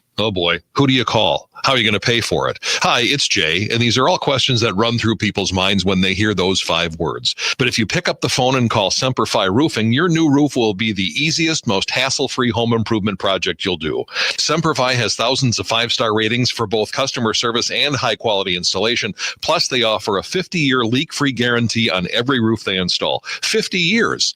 Also, since no one wants to pay these high interest rates, for a limited time, Semperfi is offering 5-year no-interest financing with minimum monthly payments for qualified buyers. So if you need a new roof, don't stress. Semperfi Roofing has got your back. It all starts with a free 21-point roof inspection to assess the exact condition of your roof and what needs to be done next. Set up your inspection today. 262-600-2910. That's 600-2910. Or go online to semperfiroofing.com. We keep you safe, warm, and dry. Semperfi. I'm Victor Harding, a true trial attorney at Warshevsky Law. You've heard our advertising for years. While it's been effective introducing Warshevsky to injured people in need of maximum judgments and settlements, most of our clients come from personal referral. Referrals from former clients grateful for the settlement or trial judgment Warshevsky won on their behalf. Thus, they're recommending us to friends and family. Referrals from people in the community, including other lawyers and judges who want to make sure their friends and family are taken care of. Still not sure? Ask around. Warshevsky is referred by Wisconsin law enforcement officers who've seen Warshevsky attorneys in action, desperate to make sure friends and family receive just compensation. Insurance adjusters, often our adversaries, refer their family members hurt in accidents. They know the work we do. They all refer Warshevsky because, big case or small, we can help. If someone you love is injured, please let them know, because at the end of their ordeal, their injury is about the money. Warshevsky.com. When it comes to selling a home, it can be hard to know who you can trust. I'm Tom Detwich with Grandview Homes. We've spent 15 years helping families move forward with integrity at the heart of everything we do. After all, this isn't just a house we're talking about. It's where memories were made and irreplaceable moments occurred. Our reputation is built on doing what we promise. No surprises, just an honest offer to buy your home. Get your no-obligation offer at grandviewhomes.com today. grandviewhomes.com.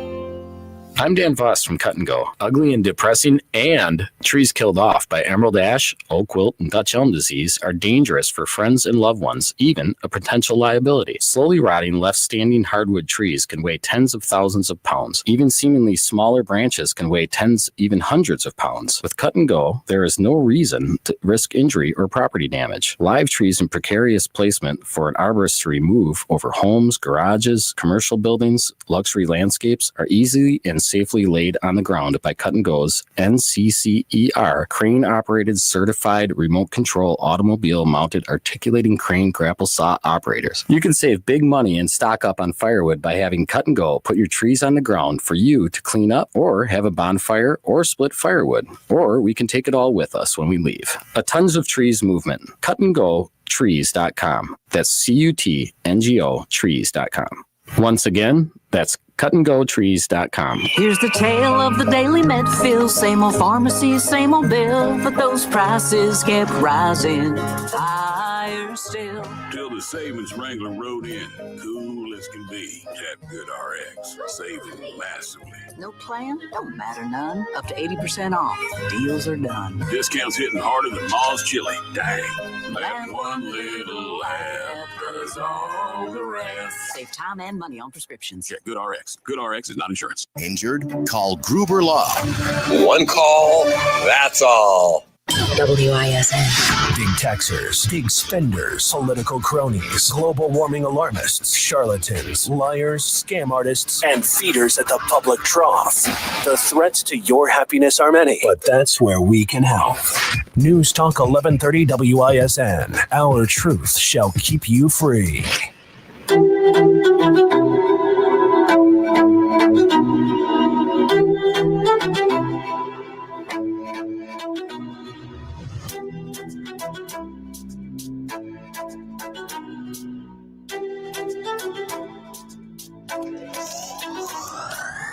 Just in the last couple of seconds, ladies and gentlemen, I mean the last couple of seconds, I received some information that is deeply disturbing about the murder of an 11-year-old boy by a 13-year-old boy. The details about this case are shocking.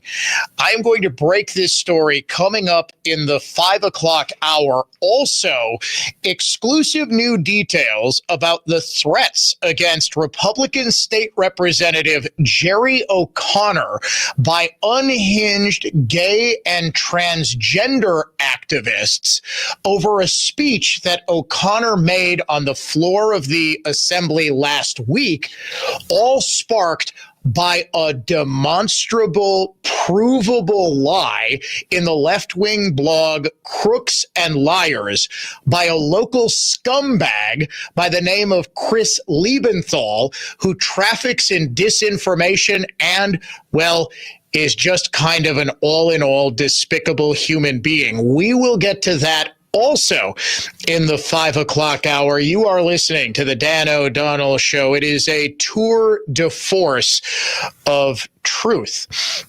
Republican gubernatorial candidate Bill Berrien has been not endearing himself to the Donald Trump supporting conservative movement by breaking with Trump so harshly on vaccines and by breaking so harshly on mask mandates that he was saying in 2020 he didn't even know if he was going to vote for Trump or Kamala Harris. Now, we have had Bill on this program twice.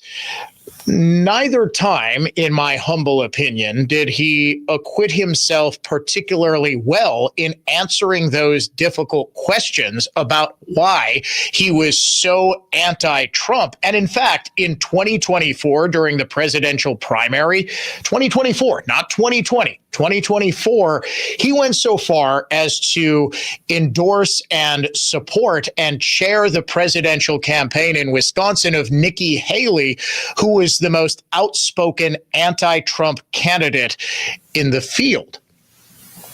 He says he's pro-Trump now, but he is also now raising some questions about whether or not he would actually be a true conservative governor. And I'll admit, I'm not exactly sure where I land on this. In an interview with the Milwaukee Journal-Sentinel, Berrien said today that he would not fire state workers who criticize Charlie Kirk in social media posts, saying he is an advocate for free speech. Now, this is about as sanitized as the Milwaukee Journal-Sentinel could make what's happening in left-wing social media. They're not just criticizing Charlie Kirk. They are openly celebrating the fact that he was shot in the neck and killed last week. This violates, as my friends Clay and Buck put it, the basic standards of humanity, let alone decency. Berrien said, I'm a big believer in the First Amendment, and I'm a big believer in the Second Amendment. Something Charlie Kirk was very passionate about was free speech. So firing anyone for free speech would not be part of my vision. When asked if he would fire people from his own company if they celebrated the assassination, Berrien, a Whitefish Bay manufacturing CEO, didn't explicitly say whether he would fire someone over social media posts about Kirk's September 10th death, and that his heart goes out to the conservative activist's family. All right. On one hand, I understand that government taking action against someone for free speech is, in fact, a violation of the First Amendment to the Constitution. How then do you explain that Cudahy's school district has placed on leave a middle school teacher who posted unhinged things about Kirk's assassination, and that MPS is currently investigating a teacher of its own who posted a graphic graffiti art piece of Kirk with blood spurting out of his neck, the Wu-Tang Clan lyric "Protect Your Neck," and his caption, "Always love a good Wu-Tang Clan reference," meaning he obviously supported Charlie Kirk being shot through the neck. I'm torn on this, folks. What do you think? Do you support Bill Berrien's apparently principled stand? 414-799-1130. That is our adventnews.com talk and text line. We'll try to take a couple of calls on this. It is clearly not a First Amendment violation for objectionable speech resulting in a natural consequence. If, for example, someone were to, as a representative of the CIA, okay, let's say you have a CIA agent and he's out on social media posting state secrets. Is that free speech? Could he claim my free speech rights are being infringed by the fact that I am now being prosecuted for tweeting state secrets? No, of course not. Free speech is not absolute. And I believe it was Jim Garrity in National Review who said, this is not about cancel culture. This is about consequence culture. And even the government does have the ability to fire someone over speech without running afoul of the First Amendment if the speech was so beyond the pale. For example, let's say that a government employee was posting all sorts of racy messages about how badly he wanted to have sex with one of his coworkers, and posting about her body and posting about how she looks. Would he be able to claim free speech? No, that would be sexual harassment. Let's say someone was posting something that is so objectively awful. Let's say he was posting from a government computer with a government email, or even from his own personal Facebook. Is there any leftist out there who would disagree with the government firing somebody who called George Floyd the N-word, or who used the N-word, or who engaged in any sort of racist speech?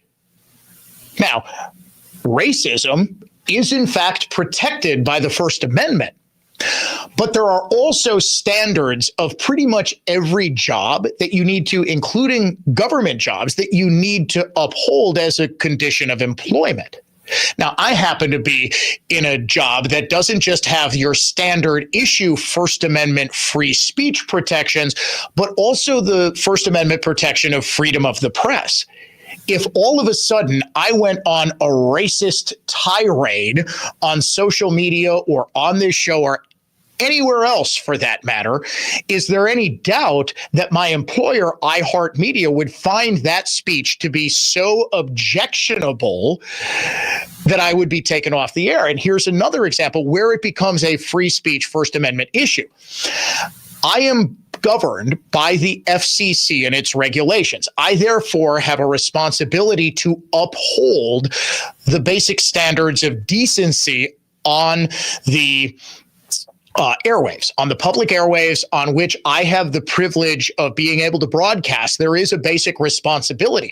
If all of a sudden I start peppering my speech with the F word and start calling women the C word and black people the N word, and iHeartMedia, for some insane reason, decides to just kind of let me go, leave him alone, he's rolling, they say, like I'm Bluto Blutarski from Animal House. The FCC could step in and shut down my radio show. They could fine the station that I broadcast on. They could actually take the entire station off the air. Would I be able to claim free speech? Would I be able to claim that my rights are being violated? Or would the contemporary societal standards dictate that what I did was so beyond the pale, it was so awful, that I don't have the right to the public airwaves? That would obviously be correct. Can you therefore say something that is so truly awful, like, I am glad this guy died and I want everybody who thinks like him to also die? Could that be so awful that your government agency that employs you says, look, you are not a sane person, let alone someone that we want to represent us in the digital sphere, in interpersonal relationships. We just don't want you around. That's rather obviously the case. If it wasn't, you could have all manner of racists saying whatever the hell they wanted without any fear of any sort of consequences. Let's go out to the phones. I think we've got time for a call or two. Tony in Elkhorn, you're on the Dan O'Donnell Show. All right, thanks, Dan. The Marion's comments to me are completely disqualifying. These people on the left, these evil trolls, we cannot share a country with them. What their brand of violence and vile behavior needs to be stamped out. And if that means that if some of these people have to lose their jobs and eat on, and be on food stamps for the rest of their life, that's what has to happen. And anybody who advocates for anything less than that, I will stay home. I will not vote. I don't care if he gets the Republican nomination. I will not vote for somebody who can't see the forest for the trees in this case. And that's where I also land, and in fact, pretty forcefully, to be perfectly blunt. While I understand the First Amendment concerns about being a governor, being an agent of government, and cracking down on speech, this isn't, well, yes, I disagreed with Charlie Kirk's nuanced position on Israel. This is, I'm glad he died. I want other Republicans to die. If you're a fascist, Nazi, racist, you all can die. This is the sort of thing that there would have been no question about in decent society a generation ago. And in fact, when Ronald Reagan was shot in 1981, there was a college newspaper article that was written that basically said, yes, I'm glad he was shot. I would hope he dies because he's going to be so damaging to the country if he's allowed to serve as president. That was a national outrage. That was one newspaper article written by some idiot sophomore, and it sparked national outrage. How far have our standards of decency fallen that now we just sort of accept that when a conservative dies, whether it's Charlie Kirk or Rush Limbaugh or Antonin Scalia, there is going to be not just dancing on the grave, but also a bloodlust from the left demanding more sacrifices to the altar of anti-fascism. Paul in Menominee Falls, you're on the Dan O'Donnell Show. If you want to use your free speech rights to threaten to kill the president, you're going to get arrested and thrown in jail. You didn't violate my ability to say it, but you do have a consequence for it, just like if Bill's employees celebrate Kirk's death, He has the right to fire them. He's not trampling on the free speech right. He didn't say, I'm taking that away and you can't say it. Yep. He's just saying, I don't want you to represent my company. And that's what we got to understand in America. We can say whatever we want, but there's consequences to what we say. And if you don't like it, then don't say it. You can think it, but don't say it. That's why we are talking about not a cancel culture, but as Jim Garrity put it, a consequence culture. That is an excellent call, Paul. I am so glad we ended with you. When we come back here on the Dan O'Donnell Show, we are going to get into the threats that prompted the cancellation of the Assembly's Ways and Means Committee's public meeting today, all based on a lie from a left-wing blogger. You're not going to want to miss this. It's coming up in about 10 minutes. Now, here's traffic from Tri-City National Bank, your hometown bank. Call the Tri-City Total Traffic Tip Line at 414-944-5111. 43 southbound slows from Good Hope to Bender and again from Capitol to the Marquette and on to 4394 down to the KK River Bridge. Northbound delays from the Marquette to up to Center. I'm Kevin Henry. That's your latest total traffic. This report is sponsored by AutoZone. Get in the zone. It's time to say goodnight to that check engine light with the free AutoZone Fix Finder service. It'll help troubleshoot the likely cause of your light for free, so you can drive with peace of mind. Restrictions apply. Get in the zone.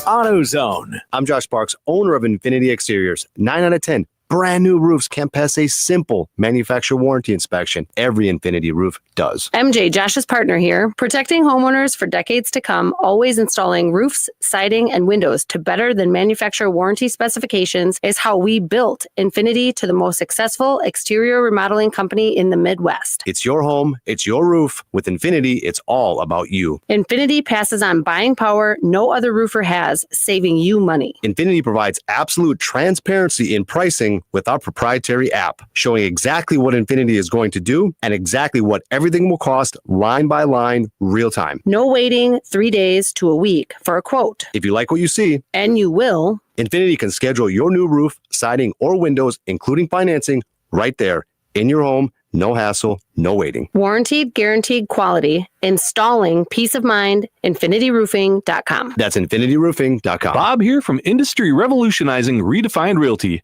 There's no way an antique Milwaukee Badger ale beer bottle would have sold for $21,000 without auction. Only Redefined Realty combines MLS with auction. MLS gets your home found, and just like that beer bottle, auction compels buyers to compete in a bidding war. Buyers see the actual high bid, then outbid each other over and over and over.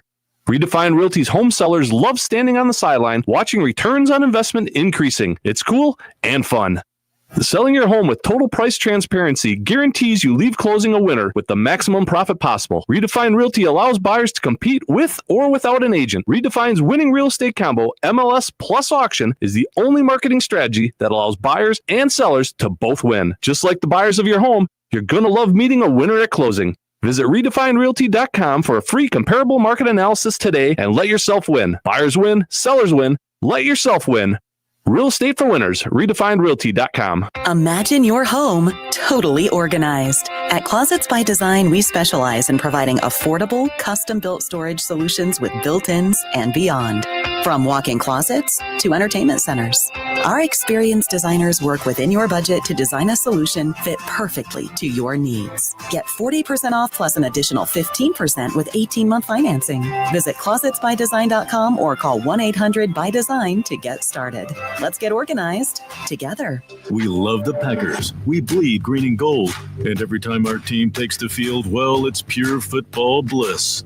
If only there was a way to experience that blissful winning feeling every day. At Associated Bank, we've got you with 10% off Lambeau concessions and 15% off Pro Shop merch. All when you get Packers checking from Associated Bank. It's how Packers fans keep winning on game day and every day. Associated Bank, Bank of the Packers. Learn more at associatedbank.com/Packers. Member FDIC. Bob built a brand over the same 20 years INET has. I bought multiple properties over those years. Bob gets real estate like I never will. In real estate, every brokerage does the same thing. MLS. Adding auction bidding to MLS, I knew if INET branded it, told our story, home sellers would understand and accept this real estate revolutionizing platform. You can be the best in your industry like Redefined Realty is. even revolutionize your industry like Redefined Realty has with auction. Yet, it's your story that sells. You can't tell your story as well as iNet Creative Genius will tell your story. Real Estate for Winners is exactly what Redefined Realty and auction has always been. Steven knocked our brand and marketing out of the park. Selling a home? If you don't use Redefine's MLS and auction platform, you'll leave closing with less money than you would have. Tragic and that simple. Websites, branding, design, video, and radio. iNet is improving marketing for winners. iNetJustWork.com. CreativeGeniusMarketing.com. Real Estate for Winners. RedefinedRealty.com. Get started with your no-hassle refi checkup by clicking on the blue button at Accunet.com. Touchdown, Wisconsin! Join us Saturday. It's the Big Ten opener against the Maryland Terrapins. Badgers Game Day is live at 7 a.m. Kickoff at 11 on Milwaukee's most listened to sports station, 97.3 The Game. When weather and traffic become news, you'll get it here. Stay informed on WISN. All programs on News Talk 1130 WISN are broadcast through the Annex Wealth Management Studios. Annex Wealth Management. Know the difference. Listen to Clay and Buck weekdays 11 to 2 on News Talk 1130 WISN Milwaukee. And make WISN the #1 preset on your car radio and on the new iHeart app. Free never sounded so good. Good afternoon. I'm Dave Michaels. Prosecutors continue to build their case against the man they say killed conservative activist Charlie Kirk. Fox News, Garrett Tenney. Prosecutors are starting to craft the narrative that eventually they are going to give to a jury, arguing that this suspect methodically planned this shooting and then tried to get away with it. The Utah County attorney shared text messages that the accused killer allegedly sent to his boyfriend after the shooting, where he confessed to killing Charlie Kirk. You weren't the one who did it, right? Robinson, I'm sorry. Roommate, why? Robinson, why did I do it? Roommate, yeah. Robinson, I had enough of his hatred. Some hate can't be negotiated out. Utah County Attorney Jeff Gray. Thousands of people turned out to remember Charlie Kirk yesterday at Cutler Park in Waukesha. His funeral is set for Sunday in Arizona. WISN will have live coverage around 1 o'clock our time. Meanwhile, a Cudahy Middle School employee is on leave as district officials there continue to investigate social media posts made by that individual related to Charlie Kirk's death. Checking the Holiday Automotive of Fond du Lac Sports Scoreboard, Green Bay Packers wide receiver Jaden Reed has undergone surgery on both his broken clavicle as well as a Jones fracture in his left foot. Head coach Matt LaFleur says he does expect him back at some point this season. From the Orthopedic Associates of Wisconsin News Center, I'm Dave Michaels on Wisconsin's most listened to radio station, News Talk 1130 WISN. Here's the latest forecast presented by AdventKnows.com from the Fox 6 weather experts. Sunny and warm today with high temperatures ranging from upper 70s lakeside to low and even middle 80s inland. We drop into the 60s tonight, then climb back to 80s on Thursday. A few more clouds Friday, then scattered showers and storms this weekend. I'm Fox 6 meteorologist Stephanie Barrichello. This report is sponsored by iHeartAdvertising.com. Run a business and not thinking about radio? Think again, because people are listening to radio more today than they did 20 years ago. And only iHeartRadio connects with more Americans than TV, digital, even social. Learn how radio can help your business. Call 844-844-iHeart. Hey, Wisconsin, Jerry Bott here. When you're shopping for a new vehicle, it's common for uneasiness to set in. Am I getting the best deal? Am I getting what I'm paying for? At Holiday Automotive in Fond du Lac, those questions just melt away. Holiday is proudly staffed by very nice, straight-shooting automotive professionals who are refreshingly direct and completely transparent. I'm a fan of that, and you will be too. Gear up now during the truck season sale at Holiday in Fond du Lac and get more truck or SUV for your buck, more for your trade, and enjoy vehicle shopping that's fun, simple, and pressure-free. Stack enticing offers on top of Holiday's low simplified price on a new Chevrolet, Buick, or GMC, and check out the deep model year-end savings on remaining 2025s. With the weather right and fall trips ahead, the time is right to find yours and discover the difference during the truck season sale on now at Holiday Automotive in Fond du Lac and at holidaygm.com. It's worth the trip. You're great at protecting your data, but lots of places could still expose you to identity theft. If that happens, LifeLock gives you the U.S.-based restoration agent who will stick by your side from start to finish. Phone calls, filing documentation, preparing insurance claims. Your agent handles it all. In fact, they're so confident restoration is guaranteed or your money back. It's nice to have an expert like that on your side. Save up to 40% off your first year with promo code Beck at LifeLock.com. That's LifeLock.com. Terms apply. Progressive presents Employee of the Month. Small Business Edition. Today's recipient from Lucky Larry's Landscaping, Larry! Larry saved his business money with a quick commercial auto quote from Progressive. Does it help he's his own marketing manager, accountant, executive assistant, and never been late? Technically, yes, but saving really put him over the edge. So, Larry, give Larry a round of applause. Be your own Larry. See if you could save in as little as 8 minutes at ProgressiveCommercial.com. Progressive Casualty Insurance Company and Affiliates. Simplify keeps you safe, warm, and dry. For a free estimate, go to simplifyroofing.com. WISN. Big taxers, big spenders, political cronies, global warming alarmists, charlatans, liars, scam artists, and feeders at the public trough. The threats to your happiness are many, but that's where we can help. News Talk 1130 WISN. Our truth shall keep you free. Kowal Investment Group, now Creative Planning, is a registered investment advisor. Now for your business report from Creative Planning. For informational purposes only, past performance is not indicative of future results. Good afternoon. This is Anthony Priester with your closing business report. The major averages were mixed today after the Federal Reserve announced a quarter-point interest rate cut, putting the overnight funds rate in a range between 4% and 4.25%. The central bank also signaled 2 more rate cuts before the end of the year. Elsewhere, shares of Lyft jumped over 12% after the rideshare company said riders will be able to use the Lyft app to hail robot taxis from Alphabet's Waymo when service begins next year. At the close, the Dow was up 260 points, the S&P 500 was down 6 points, the NASDAQ was down 72 points. From the Kowal Investment Group, now Creative Planning, I'm Anthony Priester. Chaos and horror on a college campus. Conservative activist Charlie Kirk gunned down in front of a crowd. My great fellow Americans, I am filled with grief and anger at the heinous assassination of Charlie Kirk on a college campus in Utah. This is a dark day for our state. It's a tragic day for our nation.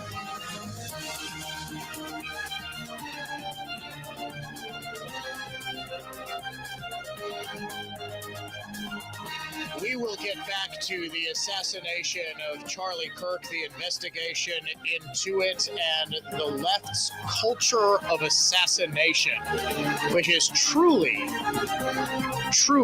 a disturbing thing. If you want to join the program, 414-799-1130.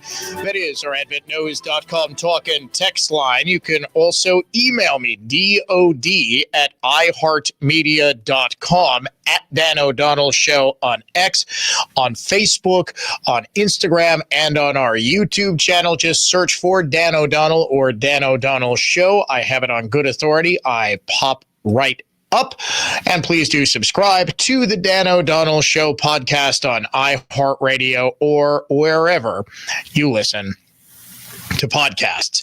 Before we get back to that, I want to provide exclusive new details on the shooting death of an 11-year-old boy on Milwaukee's northwest side. According to the Milwaukee Police Department, officers were called to the 5500 block of North 68th Street around 6:45 p.m. This was Monday. I apologize. It was Monday, not yesterday, Monday evening. The child was transported to Children's Hospital where he was pronounced dead. The Milwaukee County Medical Examiner's Office identified him as Dion Sargent. Police said a 13-year-old boy was arrested in connection with the shooting, which they said was the result of a robbery. Criminal charges will be referred to the Milwaukee County District Attorney's Office. Here are exclusive new details via law enforcement sources. The gun was the 11-year-old boy's. He was the one who was carrying it while he was walking outside. It is believed that he may have known the suspect, the 13-year-old boy. The 13-year-old attempted to take the gun from the 11-year-old and steal it. So this was a robbery. It is being investigated as a robbery, but it was a robbery of the gun that the 11-year-old was walking around outside with. The gun goes off during the struggle. The 11-year-old was shot in the head. That is the fact. Those are the facts that police are going on. Why in the hell was an 11-year-old boy walking around with a handgun? I have a daughter who just turned 11 years old. Granted, she's a girl. She'd be terrified of that. I would be horrified. I don't even let her have sharp scissors. No, I'm kidding. She's actually shockingly more responsible than her older brothers in many respects. Then again, her older brothers are teenagers, so go figure. An 11-year-old girl. My nephew and my niece. I have a niece and nephew who are both 13 years old. This would be, I want you to think about a 13-year-old and an 11-year-old in your life.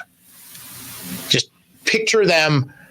Now picture them walking around the streets of your neighborhood, brandishing a handgun. A 13-year-old kid coming up saying, "That's a cool handgun. I'm going to steal it." They struggle over it, and the 11-year-old is shot in the head. None of these details are official, but they are true per multiple law enforcement sources. That is the latest on the investigation. It is entirely possible, therefore, that this is not going to be a case in which the 13-year-old is charged as an adult. He is very likely going to be charged as a juvenile. It is not likely to be first-degree intentional homicide, that this wasn't, as the Milwaukee Police Department inferred, a case in which the 13-year-old came up with a gun, tried to steal money, or it's an 11-year-old kid, candy from the younger boy. It was the older boy saw a gun and saw an opportunity to steal the gun when it went off and killed an 11-year-old boy. Folks, I feel like I say this more often than usual, but I am just about speechless at this. Yesterday, we reported exclusively that today's Assembly Ways and Means Committee public hearing had to be canceled because of death threats that were sent to the committee's chairman, Jerry O'Connor. O'Connor is a representative, a Republican from Fond du Lac, who last week made a speech on the 24th anniversary of 9/11 as the Assembly was debating a bill that would allow only the Wisconsin flag and the American flag to fly over the state capitol and at state buildings. Why did he get death threats over that speech? Why did he go viral on Blue Sky and on other dark corners of left-wing social media, including Reddit? Because a blog called crooksandliars.com took a section of his speech out of context and slapped this headline on it: GOP lawmaker, pride flag is cause of 9/11 and Kirk's death. The subheader: Wisconsin State Rep Jerry O'Connor blames the LGBTQ pride flag for the September 11th terrorist attack and Charlie Kirk's death. The article, written by a longtime leftist hack named Chris Capper Liebenthal, is as follows. On Thursday, the Wisconsin Assembly were discussing a bill. That's incorrect grammar. The Wisconsin Assembly was discussing a bill. The Wisconsin Assembly were discussing a bill that would ban any flags other than the American flag and the state flag to be flown over government buildings. For the past several years, Governor Tony Evers has flown a pride flag over the state Capitol building, and this simple act of respect has pissed off the Republicans to no end. State Rep Jerry O'Connor spoke in favor of the ban, blaming the pride flag for both the 9/11 terror attacks and the death of Charlie Kirk. O'Connor never quite explained just how showing respect and acknowledging the existence of a whole group of people is divisive or hateful, and his statements are pure projection. Including people in acknowledging their existence isn't divisive or hateful. Not wanting to acknowledge them is hateful and divisive, not to mention petty and irrational. Liebenthal actually includes a 1 minute and 22-second video clip of O'Connor's speech, which, remember, he says is Jerry O'Connor saying the pride flag caused 9/11 and Charlie Kirk's death. I've got that clip. He says nothing of the sort, and it's not even close. This might be one of the most disgusting lies yet said about Charlie Kirk's assassination, and it now has led to death threats because this irresponsible piece of trash masquerading as a wannabe journalist, Chris Capper Liebenthal, is, honest to God, recklessly and truly, I mean, this is like the epitome of defamation. This is, if Jerry O'Connor, even as a public figure, wanted to sue Chris Liebenthal for defamation, he would have one hell of a case, because he's gotten death threats so serious, in fact, that the Capitol Police Department is investigating, and today's Ways and Means Committee public hearing that he was set to chair had to be canceled. Here is what Jerry O'Connor said. According to Crooks and, boy, how appropriate is this blog name, Crooks and Liars? Emphasis on liars, the liar being the piece of trash, Chris Liebenthal, for publishing this lie. This is what he claims was Jerry O'Connor saying the pride flag caused 9/11 and Charlie Kirk's assassination. Today's remembrance, and it's also a new day of sadness. So on September 11th, we are acknowledging those who lost their lives in Washington and in D.C. 24 years ago. And then yesterday, we were struck with a political assassination. These two events have something in common. Those that hate the standards and the principles and the founding institutions that we have in America. So you move from what's too often political dialogue, that moves to political rhetoric, and there are those extreme cases where it leads to hatred and to murder. That's not the role that the government should be a part of. As elected officials here in Wisconsin, we need to act. We need to be the ones who lead by setting aside political and partisan differences. Stop the gaslighting, stop the hateful rhetoric, and stop the excessive division. Today we've heard various testimony that objects to this bill as if it's the cause of division, when it is quite the opposite. It's to stop causing division.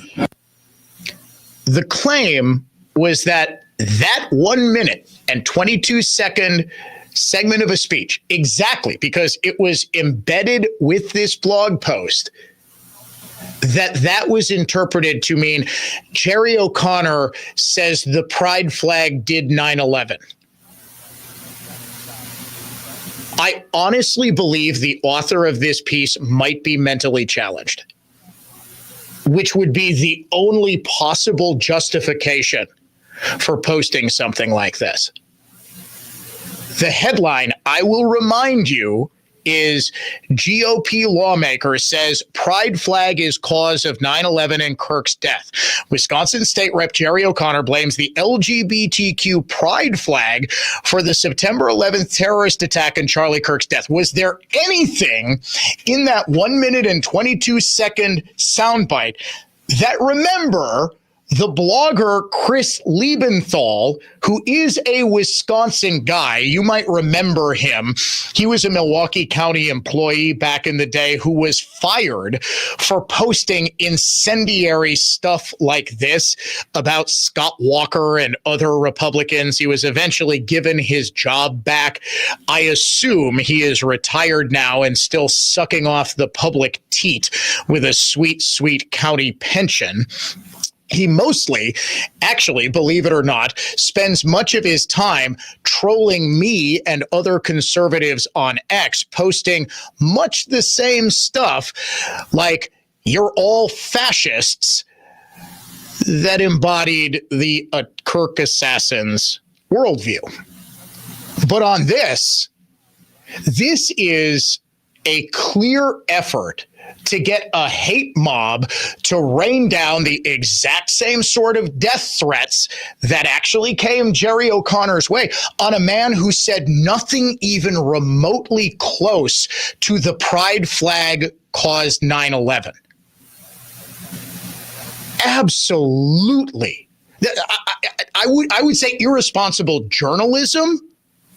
But my goodness, this is the furthest thing from journalism. If I were Jerry O'Connor, truly, I would be looking into suing crooks and liars and suing Chris Liebenthal, because this was clearly posted with a reckless disregard for the truth. He said, we all need to come together, and people are saying this bill, which would ban the pride flag or any flag that's not the flag of Wisconsin or flag of the United States from flying above state buildings, this bill is divisive. No, what we're trying to stop is the divisiveness of, say, flying the NRA flag. Let's say that Governor Dan O'Donnell someday wanted to fly the NRA flag. Would that fly, or would that be considered divisive?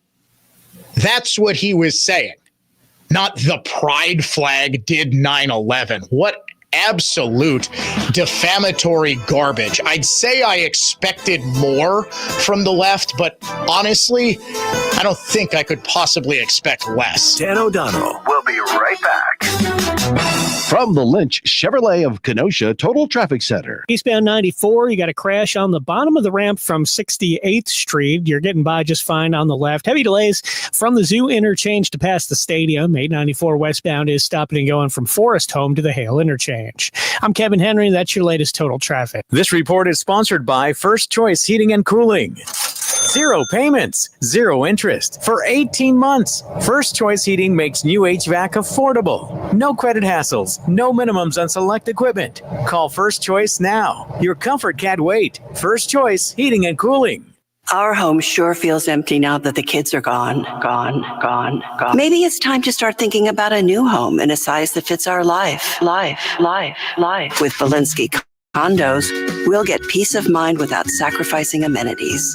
Plus, accessibility features like the no-step garage entry and wide hallways allow us to live comfortably today and 10 years from now. Visit Valinsky.com to learn more. Hi, it's Roman Weniger at Five Corners announcing the biggest savings event ever. Get 0% financing for 72 months on new Ram trucks, or get $13,000 off and 3.9 for 72 months. Drive a new Jeep Grand Cherokee and get $7,500 off with rebates and discounts. New Chrysler Pacifica, yes, $5,000 off at Five Corners. Take home the big savings today. Need your vehicle serviced right? You can count on our outstanding certified service technicians with 40 service bays. Drive into fall event at Five Corners Dodge, Chrysler Jeep and Ram Truck, Highway 60, Cedarburg. Streaming services, retail chains, and tech giants are all adding Plus to their names. It's fairly obvious they were inspired by Hassellus mattress. Hassellus showrooms are employee-free, plus unbeatable prices on Tempur-Pedic, plus free next-day delivery, plus 60-month interest-free financing on select Tempur-Pedic with approved credit, plus a $300 MasterCard gift card with your Tempur-Pedic mattress. Maybe we should change our name to Hassellus Plus.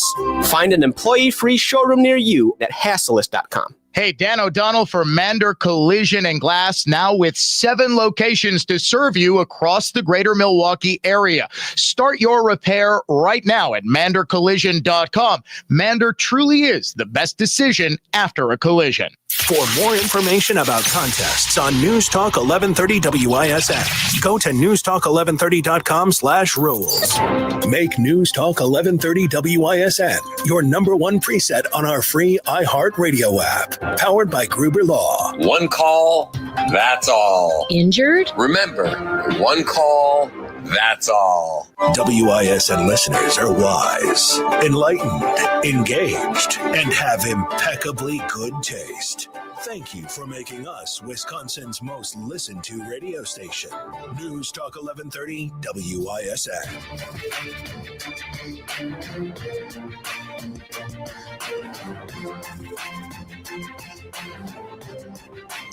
Coming up in about 10 minutes or so, we will dive into the assassination culture on the left, featuring some truly awful statements by some of the worst, yet also most influential streamers on the political left. People who stream themselves playing video games or just talking about politics and whatever on Twitch, on YouTube.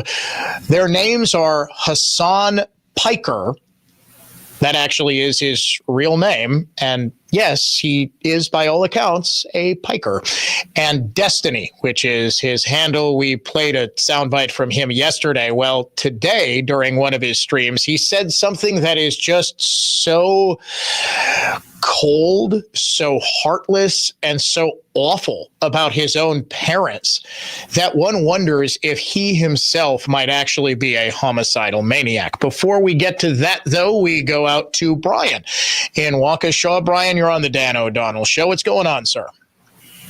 Hey, Dan. It's good to talk to you. Hopefully you can hear me all right. Yeah. I've actually spoken to you before. I actually spoke to you the day after the Waukesha Christmas parade that I happened to be walking in with my daughter at the time. And the reason I mentioned that is because what I'm seeing online right now is very reminiscent of what I was seeing online the day after, I should say the evening of, in terms of the disgusting things people were saying and basically saying that people deserved it. Because I don't know if you remember when the parade happened, that was just it was within a week or so of the Kyle Rittenhouse verdict. No, it was 2 days. It was 2 days after, Brian. The verdict came in on Friday afternoon, and the Waukesha Parade massacre was that Sunday evening. Yeah, exactly. Okay, so I'm conflicted right now. So we've all seen the stuff online, the very vile stuff. I saw one today again, and it was a comment on I won't say that. It was a comment on a news article regarding the vigil in Waukesha. And it was one of these things you see, one of these, cynicism-based, sarcastic, nose up in the air type comments. It was somebody marked themselves safe from having to show empathy for Charlie Kirk. Now, it pisses me off. Now, this situation isn't as vile as some of the other ones. It's not encouraging violence, but it would make me mad. And I'm very conflicted. Like, through the last week, I've gone through the ringer, just like a lot of people have, in terms of emotions: angry, sad, optimistic, and just frustrated. I'm really not sure. I was able to track down this guy's information. Okay. To share that, but I'm conflicted as to whether or not to report this. And along with that, I do believe in the idea of freedom of speech, but that doesn't mean freedom of consequence. I guess if we do this, if we are making people pay in terms of consequence for vile things, are we potentially just fomenting more hate, and are we making it tougher for us to come together? Because at this point in time, more than anything, we need to get past this nonsense somehow. And I was optimistic that maybe this could be another case in which we could finally do that. But clearly, it's 3 days after, a week after, and this guy posts this. Yeah. Again, not the most vile thing, but still vile enough. So I'm not sure what your thoughts are on that. Well, my first thought is congratulations, Brian, because you have a soul, a heart, and a conscience saying, hey, what should I do here? This isn't the most vile thing. This isn't, a graphic piece of art of Charlie being shot in the neck. This isn't someone dancing and cheering and clapping over the assassination of an innocent man. This is just cynical snark. And what you're referring to is obviously one of those little Facebook things like marked safe from the flooding in Milwaukee would be the most recent example, where during times of mass disaster, people can just post on their Facebook page to quickly let family and friends know that they're safe. So it's been a common meme since Facebook introduced this to say marked safe from, thinking the Bears are going to go to the playoffs this year or something like that. It's used for humor. You're right. As far as things go, is this something where it's worth it to go to this guy's employer and say, hey, look what he's posting? No, this would actually be one where I say, look, this is a legitimate opinion. It's a cold-hearted, callous one. It's one that reveals this person to be a left-wing bleep lord. But is it so gruesome? Is it so awful? Is it just so violative of contemporary societal standards that it should result in some sort of career or personal consequence? No. In fact, what I would most likely do, and if you can tell me the news station's Facebook page, I actually will do this, and I will put together a graphic that says, marked safe from having to give a bleep what you think. Right? Like, that would be my response. Like, respond to that snark with snark. And this is what I'm talking about with respect to proportional responses. In terms of when we're talking about someone's speech, when we're talking about someone's opinions, is it a legitimate opinion to say in a well-reasoned, well-written, hey, look, I am not particularly sad or moved about Charlie Kirk's death. I found him to be a repugnant person. I despised his point of view. I think it's obviously tragic that he was killed, possibly in front of his wife and children, and they're going to have to grow up without a father, and she is now a widow at the age of 30 or 31 or however old she is. That is something that, again, is terrible, but I've almost become numb to it with all of the people on social media, Facebook in particular, where they're just so comfortable telling you who they dislike, who they hate, how they don't care, how they just lack the sort of empathy that you would almost expect from a human being, that they never learned the lesson that most of us did when we were 6 years old. If you don't have something nice to say about someone, don't say anything at all. In fact, I thought Jimmy Carter was the worst president in American history up to Joe Biden. Joe Biden's going to be a tough act to follow. And people, after he passed away, what was he, 100 years old last fall when he died? People were lionizing him because of what he did after his presidency, knowing full well, even the left knew the Carter presidency was an utter disaster. I mean, it was on every conceivable front. We had stagflation at home. We had feckless foreign policy that led to the prolonged hostage crisis because we were too impotent and unable to confront our enemies. I actually thought what I actually thought was that Jimmy Carter's post-presidency was utterly repugnant. he was actually secretly talking to the leaders of some of the most anti-Semitic, anti-Israeli, anti-American regimes in the Middle East to try to get them to reject the Reagan administration's overtures and later the George W. Bush administration's attempts in the wake of 9/11 to have a broader Middle East accord. I mean, I thought he was awful. What did I say after Jimmy Carter died? What did I post after Jimmy Carter died? Nothing. Because and this was a guy who died of extreme old age at the age of 100.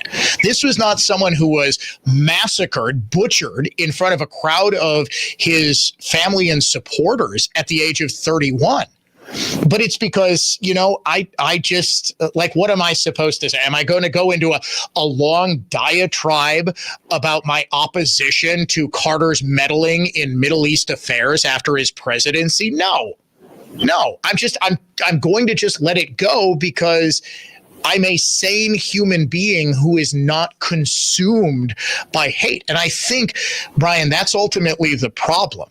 It's that you have a whole lot of people who are so consumed by hate, who are so consumed by just rage. They just have this rage built up inside them that they truly can't help themselves, that they have to say something. They have to say how much they hated the person who died, how much they don't care that the person who died is dead, that they're glad that the person who died is dead. And it really is saying something, Brian, that you and I are sitting here talking about a post like that as being, when compared to all of the other ghoulishness from the left, that post being not that bad. That really is some sort of commentary on the left, isn't it? Hey, Brian, that actually is a great call. And if you don't comment on that dude's post with marked safe from not giving a bleep about what you think, I guarantee you're going to get a bunch of likes. If you don't post it, I will. Just, hey, so some of our listeners can know, what station's Facebook page was this posted on? I'm genuinely curious. Well, because aside from WISN, the only local news source that I follow anymore, because they're also biased, happens to be TMJ4. TMJ4. Okay. And just to be clear, this is not TMJ4's fault. This is not them. Don't take it out. This is just some random turd who posted this on the TMJ4 Facebook page. I'm not going to tell you what specific post it was on, but I'm totally going to try to track it down and post marked safe from not giving a bleep about what you think. Brian, that was an incredible call. Thank you so much for making it. Now, here's traffic from Tri-City National Bank, your hometown bank. Call the Tri-City Total Traffic Tip Line at 414-944-5111. 94 eastbound still got a crash on the entrance ramp from 68th. Heavy delays back to the Zoo interchange. 4394 northbound, heavy approaching the Marquette from an earlier accident. I'm Kevin Henry. That's your latest total traffic. This report is sponsored by First Choice Heating and Cooling. Don't be that family with no heat Christmas morning.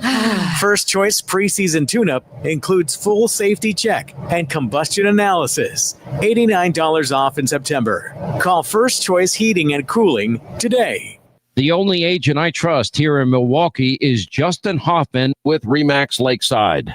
Hey, Sean Hannity here. You know, I've bought and sold real estate around our great country for many, many years now. I have learned that you get the most money selling your home when you work with a trusted local real estate agent who has a proven track record. Justin spends thousands of dollars every month to attract thousands of buyers. Now, we have all driven around our neighborhoods. We see for sale signs in people's yards. You see them there for months on end. If you don't want to be that neighbor, we'll get your home sold fast and for more money. Now, don't take one of those quick cash offers from an out-of-town company. You will lose thousands in fees and equity. Get a local expert who can advise you, get eyes on your home, and who wants to help you get the most out of your largest investment. Just go to wihomeeval.com. That's wihomeeval.com. Or just Google Team Hoffman and check out over 700 five-star reviews. And then you can start packing. Warshawski trial attorney Frank Crivello here. Folks, I'm Victor Harding. Frank is selected Best Lawyers 2024 Complex Litigation Lawyer of the Year. More impressive is Victor Harding named Product Liability Attorney of the Year again for 2024. It may sound boastful to mention these prestigious awards. It's not boastful considering if you or someone you love is injured, you need to know 2 attorneys from the same personal injury firm being chosen by other lawyers and judges for these caliber of awards is very rare. Heaven forbid you ever need an injury claim made on your behalf. If you do, the quality of your attorney and law firm will have a greater impact on the outcome than even the facts of your case. Former clients, other lawyers, judges, law enforcement officers, and even insurance adjusters, often our adversaries, refer their family and friends to Warshawski because they know Warshawski will achieve maximum compensation. Injured? It is about the money. Warshawski.com. That's Warshawski.com. I'm Dan O'Donnell. This is This Week with Annex Wealth Management. I'm joined by the CEO of Annex, Dave Spano. And finally, at long last, Dave, the moment we have been waiting for what seems like an eternity. A rate cut. Yep. So the old saying, Dan, is don't fight the Fed. And really, it's not just about what the Fed is doing, it's what they're going to do. And that's been a change of policy that has been really building up for years, really pre-Trump. And it goes back to what was happening with inflation. So you keep rates in tied with inflation. So now that rates are coming back down, inflation has come back down, that changes portfolios. And the markets have really reacted, both the NASDAQ and the S&P 500, tripping over new highs. Dan, this is really because the market's reacting to that, to what it's going to look like this week, but in October through the rest of the year. And not only that, we're starting to see some thawing of the relationship with China. You put that all together with the big, beautiful bill, all of this, the market feels better as it's going into the end of the year. The fourth quarter is generally pretty good. So folks, this is the time to make sure that your portfolio is set up to take advantage of all of this new news. Make sure you know what you own, why you own it, and how much you're paying for it. And you can get that by getting a free portfolio assessment. And you can get that at annexwealth.com. You really do need to understand just what it is that you're doing with your financial future and that of your family, because ultimately that's what this is all about. Now that we have a rate cut, now that it seems like there's a path forward, you need a personal path forward for you. Get one at annexwealth.com. For Dave Spano, the CEO of Annex, I'm Dan O'Donnell. This has been This Week with Annex Wealth Management. Injured? Call Gruber Law. One call, that's all. The NFL is off to a wild start. Touchdown pass number 508 for Aaron Rodgers. And the new season lives on iHeartRadio. Touchdown Denver. Local stations bring you the action live. Touchdown Chargers. Plus, fantasy advice and expert analysis with the official NFL Podcast Network. Everything you love about football is on the iHeartRadio app. That's a jet touchdown. Just search NFL to dive in. No radio handy? No problem. Listen to WISN's live audio stream 24/7 via the web. Just click on the Listen Online tab at newstalk1130.com. Offering one of the strongest lineups of talk show hosts in the history of local radio. This is Wisconsin's most listened to radio station. News Talk 1130, WISN.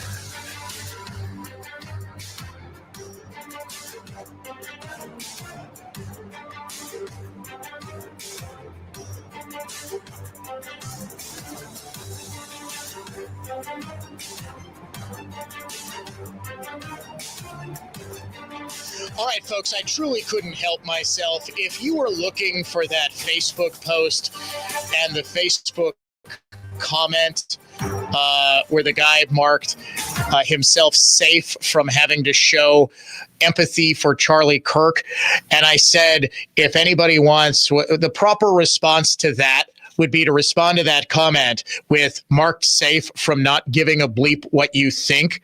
And I told our caller, Brian, who I was actually just talking with, he called back and said that he and I actually have a personal connection that he wanted to pass along.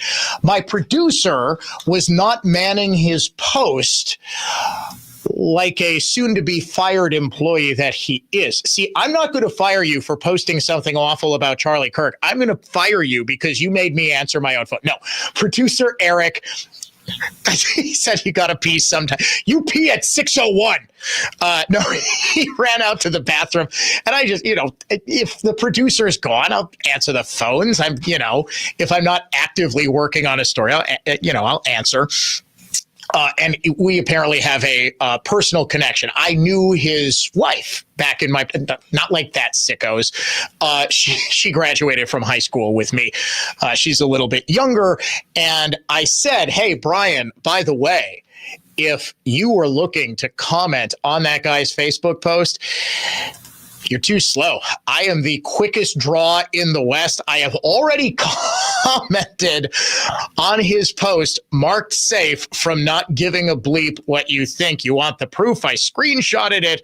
It is up on my Facebook page, facebook.com/Dan O'Donnell Show.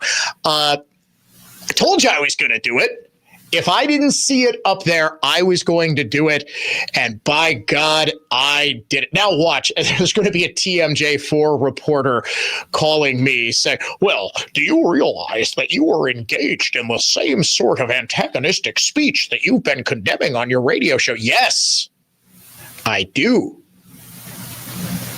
The general sentiment, though, I think from people on our side is we're done dealing with you crazies. I'm done. Honest to goodness. I'm done pretending that you are sane. I'm done pretending that you have a heart or a conscience or that you care about any sort of civil dialogue.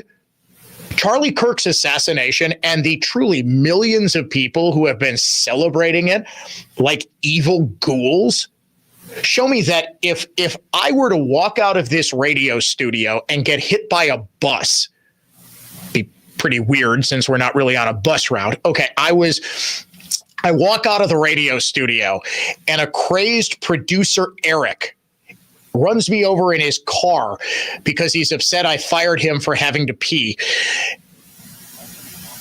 There is a sizable number of people who would be celebrating. That's just the reality. Nowhere near as many as Charlie Kirk. But what would the sentiment be? Oh, good, he's dead. Like, what am I supposed to say to that? Honest to goodness. And I think a lot of people on the political right are coming face to face with blackened souls that they didn't know existed from people that up until the moment Kirk was assassinated, they might have known were lefties, but didn't know just how depraved they were. When Ruth Bader Ginsburg died, you know what, producer Eric, you can get your job back right now. By the way, we're going to do our deep dive into the left's assassination culture tomorrow on the program, most likely in, I'm going to say, the 4:00 hour, because folks, we just don't have time. That breaking news about the 11-year-old who was shot and the new exclusive details, that kind of pushed everything back. Also, I spent way longer with Brian than I had planned. It was just such a good call. Okay, so we're going to get to that tomorrow. Ruth Bader Ginsburg dies in October of 2020, just before the presidential election.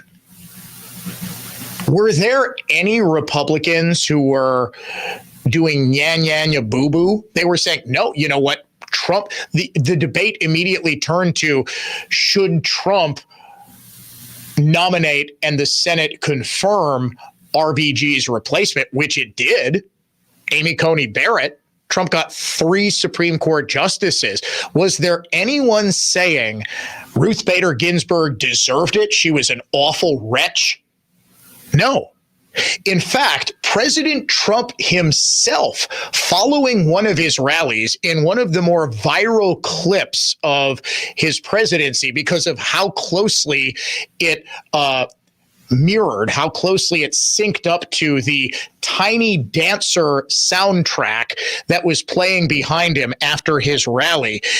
Trump reacted to RBG's death in about as classy a way as you could imagine, even though RBG was publicly blasting Trump in every interview that she had right up until a couple of months before her death. Here is Trump accompanied by Elton John outside one of his rallies in 2020. She just died? Wow. I didn't know that. You're telling me now for the first time. She led an amazing life. What else can you say? She was an amazing woman. Whether you agreed or not, she was an amazing woman who led an amazing life. I'm actually sad to hear that. I am sad to hear that. Thank you very much. Why is that so hard for liberals to do? Charlie Kirk was an amazing person who lived an amazing life. Whether you agreed with him or not, he was an amazing man. I'm saddened to hear about his passing. Is that so difficult? Apparently it is. You want to talk about the difference between the two sides, quote unquote? Find me a mass outpouring of celebration that RBG died or that Jimmy Carter died. Or how about this? Yesterday, one of the greatest film actors and directors of all time, Robert Redford, passed away. Redford was actually a very well-known liberal activist. He focused primarily on climate issues. Was there a single right-winger who is saying, I'm glad that old hippie is dead? No. They were posting their favorite lines from The Sting or Butch Cassidy and the Sundance Kid. That's the difference. Was there a single right-winger, a single conservative who was celebrating the death of Melissa Hortman, the Minnesota state senator who was killed alongside her husband? No, not one. Not a single one. Everyone was lamenting it as the horrific tragedy that it was. Rush Limbaugh died almost 5 years ago. Mass celebrations on the left. Before that, Antonin Scalia died. Mass celebrations on the left. Today, there are still liberals not just celebrating, but doing so in such over-the-top, awful ways that their employers almost have no choice but to let them go because of just what it reveals about their character and what it reveals about their very soul. You're listening to The Dan O'Donnell Show. We are back in just 5 minutes. Talk Radio Redefined. Dan O'Donnell will be right back. From the place you want to go, Lynch McGuanago Traffic Center. Westbound on 94, heavy from the Marquette to the stadium, taking 15 minutes out to Moreland. Stall on the exit ramp to 35th. Stay on the left side. Eastbound taking you 20. You're going to be jammed from the Zoo to 68th. I'm Kevin Henry. That's your latest total traffic. This report is sponsored by Allstate. Some people just know you could save money on car insurance by checking Allstate first. Those people are probably saving a carload of cash right now. So what are you waiting for? Check Allstate first for a quote today. You're in good hands with Allstate. Hi, I'm Willa Voss. I'm 8 years old. Mom and Dad own Cut and Go Tree Service. Yes, they did name me after a tree. Our family loves this country and the freedom it provides. Every morning, I look forward to starting the school day with the Pledge of Allegiance. Please say it along with me, even if you just say it in your mind. I pledge allegiance to the flag of the United States of America and to the republic for which it stands, one nation, under God, indivisible, with liberty and justice for all.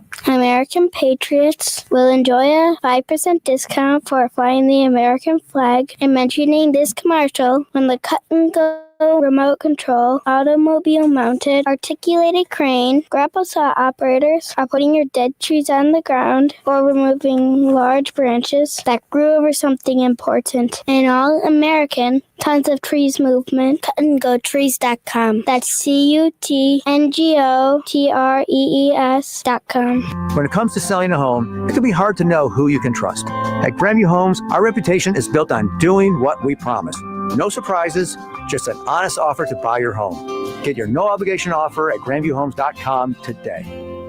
Have you heard a lot of buzz about tariffs? No. Really? What's a tariff? It's a tax on imported goods. Well, I've never heard of tariffs because 92.3% of Penny Mustard's furniture is made in the USA. True. In fact, most of it is built by local craftsmen and women right here in the Midwest. And locally sourced furniture will never have a tariff on it. Can we talk about this later? I'm tired of hearing about these tariffs. So I guess you can say that all this talk about tariffs is taxing. PennyMustard.com.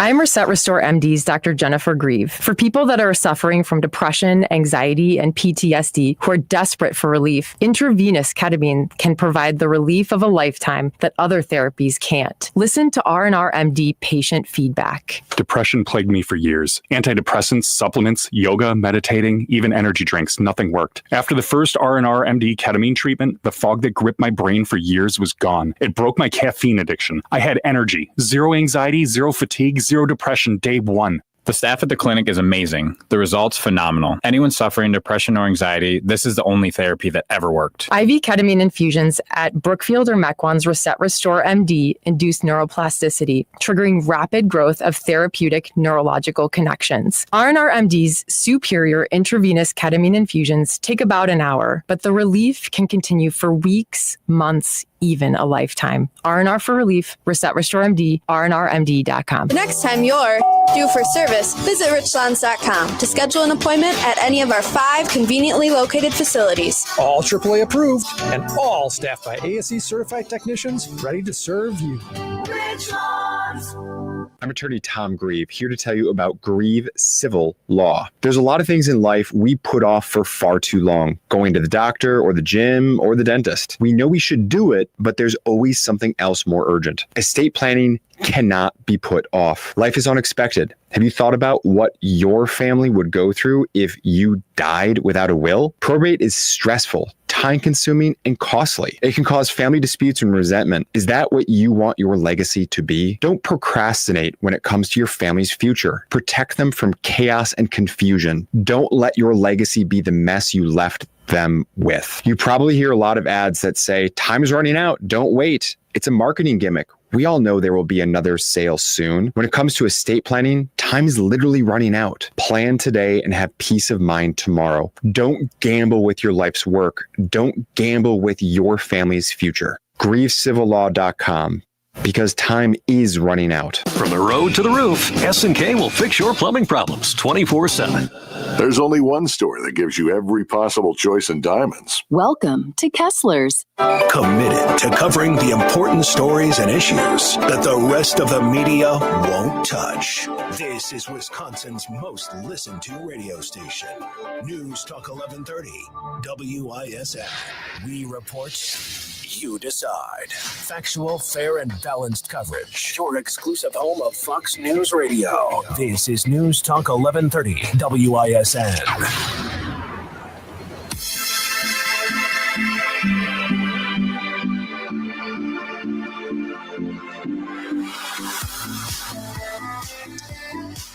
We have some major breaking news on the Dan O'Donnell Show. It is being reported now by multiple sources that Disney is pulling the Jimmy Kimmel Show immediately and indefinitely after his recent remarks about Charlie Kirk. Joe Flint, media reporter with the Wall Street Journal, the first to report that the move comes as ABC affiliate groups, including including Nexstar, told the network that they would be dropping the host after he said this on last night's show, identifying the assassin of Charlie Kirk as a MAGA supporter instead of the leftist that he was. We had some new lows over the weekend with the MAGA gang desperately trying to characterize this kid who murdered Charlie Kirk as anything other than one of them and doing everything they can to score political points from it. Now, it's not clear whether the show is being canceled or whether it is being pulled as a suspension. Now Variety has picked this up. ABC pulls Jimmy Kimmel Live indefinitely after Nexstar backlash to host's Charlie Kirk comments. This story just filed within the last 5 minutes, and it follows Nexstar, which has a whole lot of ABC affiliates. I believe the number is like 34, 35. It is a big number of television stations. Nexstar Media Group today announced that the company's owned and partner television stations affiliated with the ABC network will preempt Jimmy Kimmel Live for the foreseeable future, beginning with tonight's show. Nexstar strongly objects to the recent comments made by Mr. Kimmel concerning the killing of Charlie Kirk and will replace the show with other programming in its ABC affiliated markets. Andrew Alford, president of Nexstar's broadcasting division, said Mr. Kimmel's comments about the death of Mr. Kirk are offensive and insensitive at a critical time in our national political discourse, and we do not believe they reflect the spectrum of opinions, views, or values of the local communities in which we are located. So easily the biggest example of, I guess you would call FAFO, bleep around and find out, but really consequence culture. That what do you mean? Oh, in the memo, in the no, this was Nexstar saying that. Well, yeah, that's true. That's true. Producer Eric is saying they're not even noting that they were totally inaccurate. They were a lie. But yeah, now Fox News is picking up the story that Jimmy Kimmel has been pulled indefinitely. My guess is that the show is not being canceled like Colbert is, that it's probably going to be a 2-week suspension or something like that, and he just comes back later. We will obviously have more on this story when the Dan O'Donnell Show returns tomorrow, 3:06 p.m.